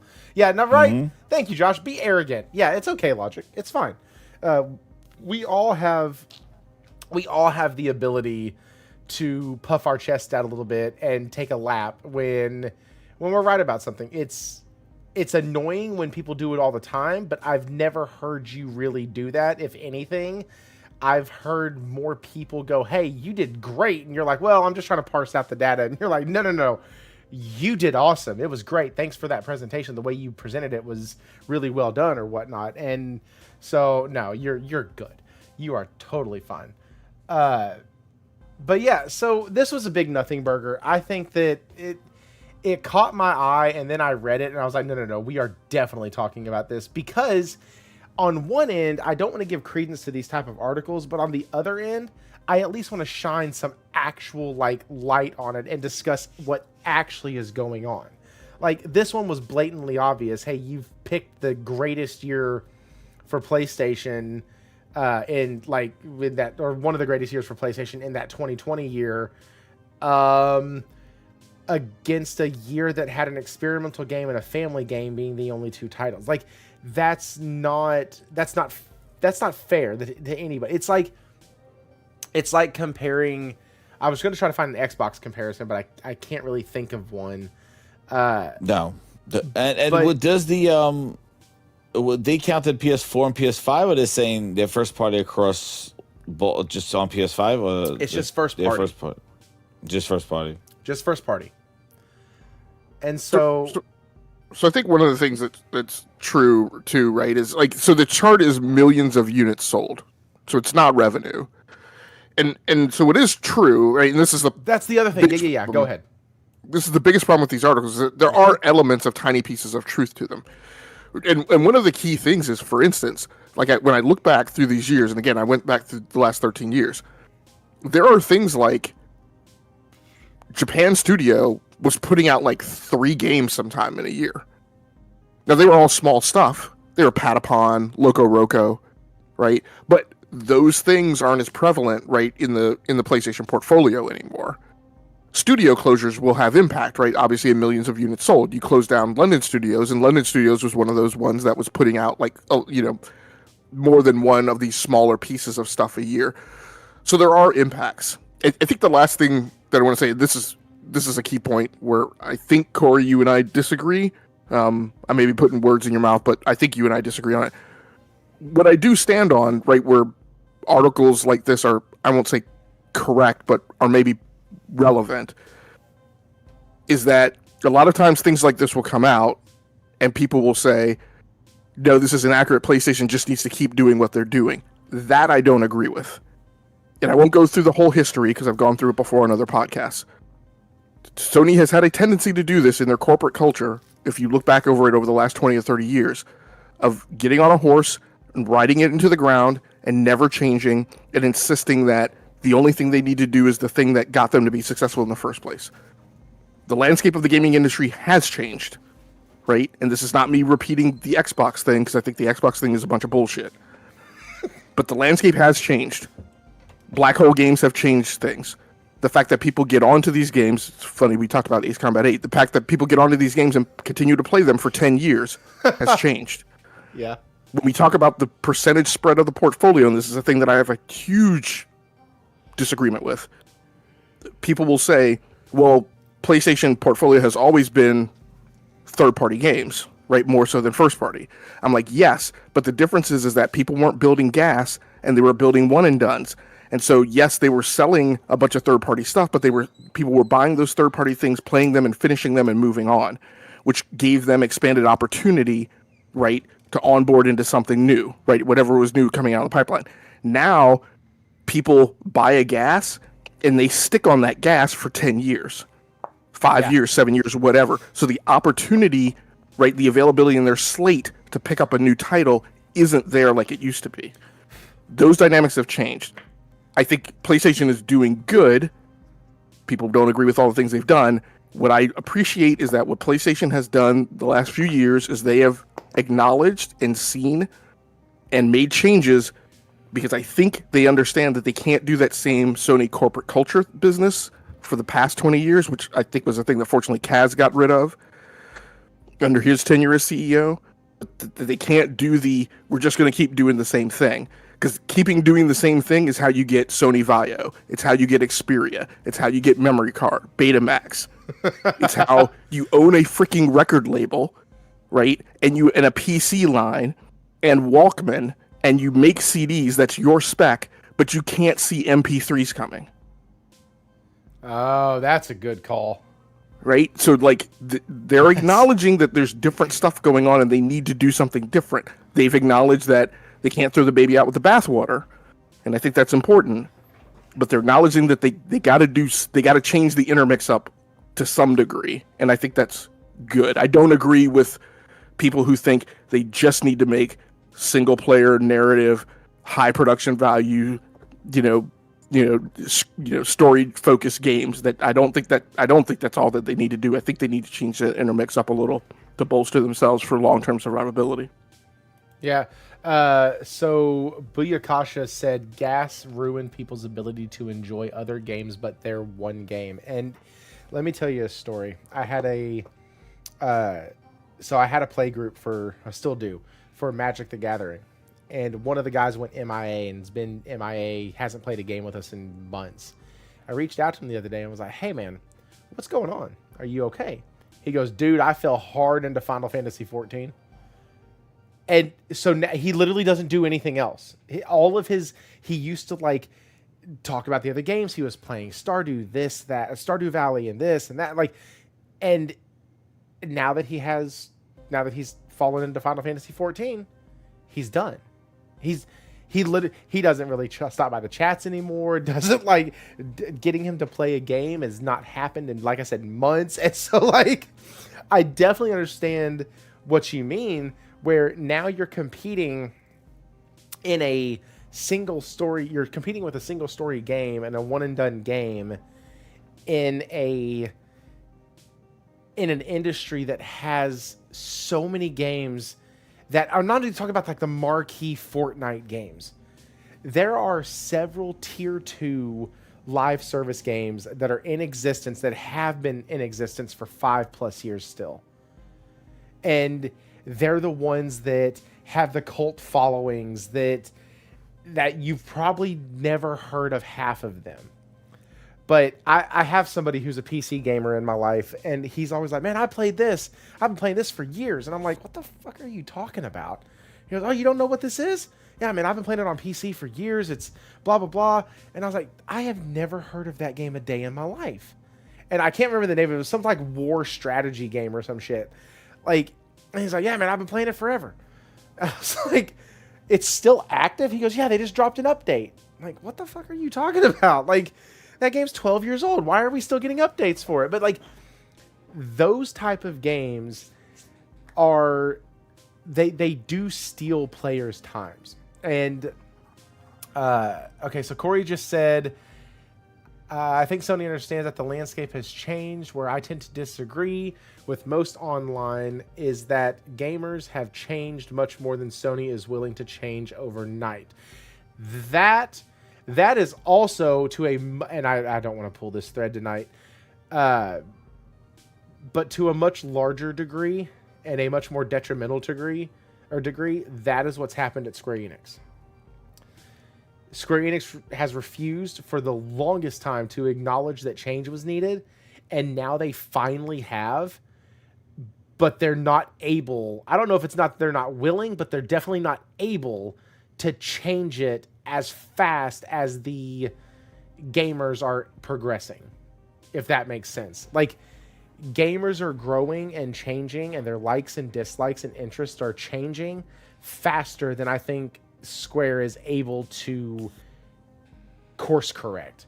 And so thankfully Sony has made some really quick decisive cuts, and they've done really fast decisive movements to get themselves back on track, and not back on track, but back in a direction that is more in line, at least more in line with what I think their fans do want. Anyways, guys, that was a hell of a show. 2 hours and 45 minutes. That was great. Jez, thanks for being able to stop in, man. I saw that your Knicks won, so yeah, good job, way to go. I know you were helping them and coaching them from the from the couch or the chair or the bar. So the winning shot. I agree with that. It needs dismal, incremental, and careful and deliberate. I think that they are doing that. Mostly, I think they need games as a service. Some, not 10 or 12, not to the cost of billions of dollars. Oh, that's logic. You know, one of the things that it brought up, I think GameLogIQ brought up was good. I think about how you brought up about how long it takes to make the games, that basically the people maybe grow out. Like, you're not selling to the same customer where you had Gears 1, Gears 2, Gears 3, where you could get that person that's within their thing. Like, you're telling me they're in, like you said, they're in high school, they were like in elementary school, and now they're in high school. They're thing by the time the sequel comes out. You know, it's funny because, like, my son played Spider-Man 1 in 2018, and then so much had changed by the time he got to the other Spider-Man. You know what I mean? And it's just like, like, if it takes that long to make those games, like 6-7 years, you basically, the audience that you sold to the first game is you're gonna hopefully, if they're gonna get them hooked, to come back. I'm really surprised the lack of expansion DLCs to some of these story games, because that was one thing that Sony really did very effectively in the beginning, in the PS4 generation, with Spider-Man, with Lost Odyssey, with Horizon. They did it with Uncharted. They did it with I don't think they did it with God of War 2018. And I don't think they did it with Ratchet and Clank either. No, and they did do with Ghost of Yote. That was a big one. Final Fantasy, they did Yuffie's thing. And I'm surprised that developers are not doing more of that, where, hey, we can't get a full game out. Like, and even Insomniac kind of did it even with Miles Morales. Like, it wasn't a DLC, but it was a smaller game as a bridge for the bigger one. And, you know, I'm surprised that, you know, these studios don't kind of have that kind of cadence where, hey, we're gonna have some stuff later on, a side story, things like that we could trickle out a year or two after, that will kind of be a bridge to the next one. You know, Horizon Forbidden West, I think the DLC was even better than the game. Like, it was better than the main game. Like, that DLC was incredible. That fight was the most memorable thing of the generation that I fought, like, at the end of Forbidden West. And I am surprised that, given how long it takes to make these sequels, that they don't kind of fill it in with like an expansion here or there, you know. And I know then you get the whining bitches online. They go, "Oh, this was content in the main game. They just pulled it out." Yeah, that was the old DLC argument. I back when DLC first came out, I even thought like that. Oh, now they're just putting it behind a paywall, blah, blah, blah. But, like, as it's gone on, no. Sometimes DLC gets shelved because they don't know how the game's going to sell. And I'm not saying Sony does this. I'm not saying they don't. I don't know what their structure is like on that. But I know other developers have said, well, we might have something, but If the fans really want it, then we'll see where it goes. And then all of a sudden the game comes out, sells really well, and they're like, cool, we had a DLC, but we didn't know if we were going to be able to like complete it. Now it's complete. It's coming out in 3 months. Way to go. Thank y'all so much. Like, it's because, yeah, it might have been part of the main story, and it might have been something that they were working on, but they were like, listen, we don't have the time, the finances, the resources, so this can't be in there. But what we can do is if it sells well enough, we can complete it, offer it up as DLC. That's pretty cool. But no, I think the biggest thing that I wanted to take away from tonight, and I think it's been accomplished, we have a lot of good games and a lot of good gaming over the next 6 to 8 months that we get to take part in.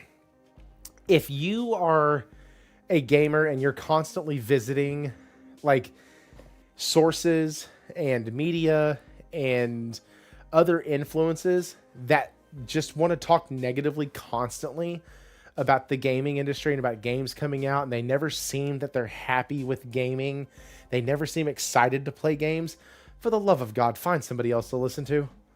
Because those people aren't gamers, they're mouthpieces. They're content creators. They're sensationalists. They're fake journalists. They're Jez Cordons of the world that just want to be mad at everything that doesn't necessarily align with whatever brand. Oh, they're so mad about that Control early access. Meanwhile, they were celebrating Play Anywhere, and they're like, "This is awesome," and then it's like, stupid thing to be mad about. Like, shut the fuck up. That's dumb. It's not like when I got upset that Rise of the Tomb Raider, I had to wait a year to play that shit. Like, you're waiting 2 days. Be quiet. Like, and if your system did better, and if your system was more attractive to developers, and if your team was able to market it better and actually get more players to play and buy the Xbox, then maybe you'd start getting all the really cool shit. But until then, shut up, sit down, stay at the kiddie table, or buy a PS5 and come join us. I don't care which one you do. Have a good time. Anyways, that's... You get me riled up again, and I got to be at work tomorrow. They're not going to play it. They're not going to play it unless it goes into Game Pass anyway. That's what Josh they Ayers love just that Play said. Anywhere. It's like, give me a free copy. They'll just say I'm not supporting the game, is what Josh just said. Wait for Game Pass. Yeah, wait for Game Pass. Yeah.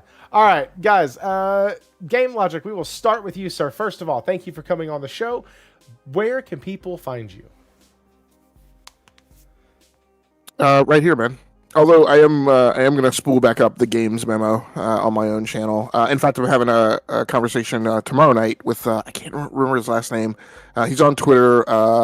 First name Toby. He's written some LinkedIn articles about a study of Xbox marketing over the last 20 years. And so there's some interesting business points on that he and I are going to discuss tomorrow. So if you got time, feel free to swing by to Rounding Off Infinity on YouTube or just catch the VOD after we record. Link is in the description below for Rounding Off Infinity, so you can go check that out. Jez, how are you, sir? Thank you for coming on, man. I'm glad you could make it. Hey, thank you. Yep, yeah, definitely. Hit that like button, and you can follow me over on Jez77 Gaming Grindhouse. Show is on Monday nights, 8:30, and I'll be doing the stream of the Jeff Keighley Smuggling Grapes. Probably be a lot of bathroom breaks for that one, but we'll do it. We'll go through that one, and then we'll stream the the Xbox the State of Play Part 2 on Sunday. Okay, so thank you to @NextGenPlayer, also known as Hunter, because he did a nice little list. Out of the games that were shown at the State of Play, Bancho the Chef, God of War, Laufey, Marvel Tokon Fighting Souls, Marvel's Wolverine, Kimuri, No Rest for the Wicked, Phantom Blade Zero, Silent Hill Townfall, The Lost Wild, and Until Dawn 2 are all PS5 console exclusives on launch. Yep. You can take out Marvel, you can take out Tokon Fighting Souls, you can take out Wolverine, and you can take out Until Dawn. All of the rest of those, and Phantom Blade Zero. All of the rest of those are a clear choice. Like, That's Like, dude, that is that's yeah. a choice, and that's what we'll leave y'all with tonight, guys. You can follow me on X. All the descriptions are below. I just released a new review video over Is It Worth It for $70 on Soros. And so go check that out. It's about a 14-minute long video. And yeah, hopefully I can be more frequent with those again. I really got inspired over the past 2 weeks to get my button gear and start making my videos again. So hopefully they'll be coming back out. And yeah, great having y'all here. Thank y'all again. Hit the like button on your way out. Appreciate everybody who showed up. And y'all can have a wonderful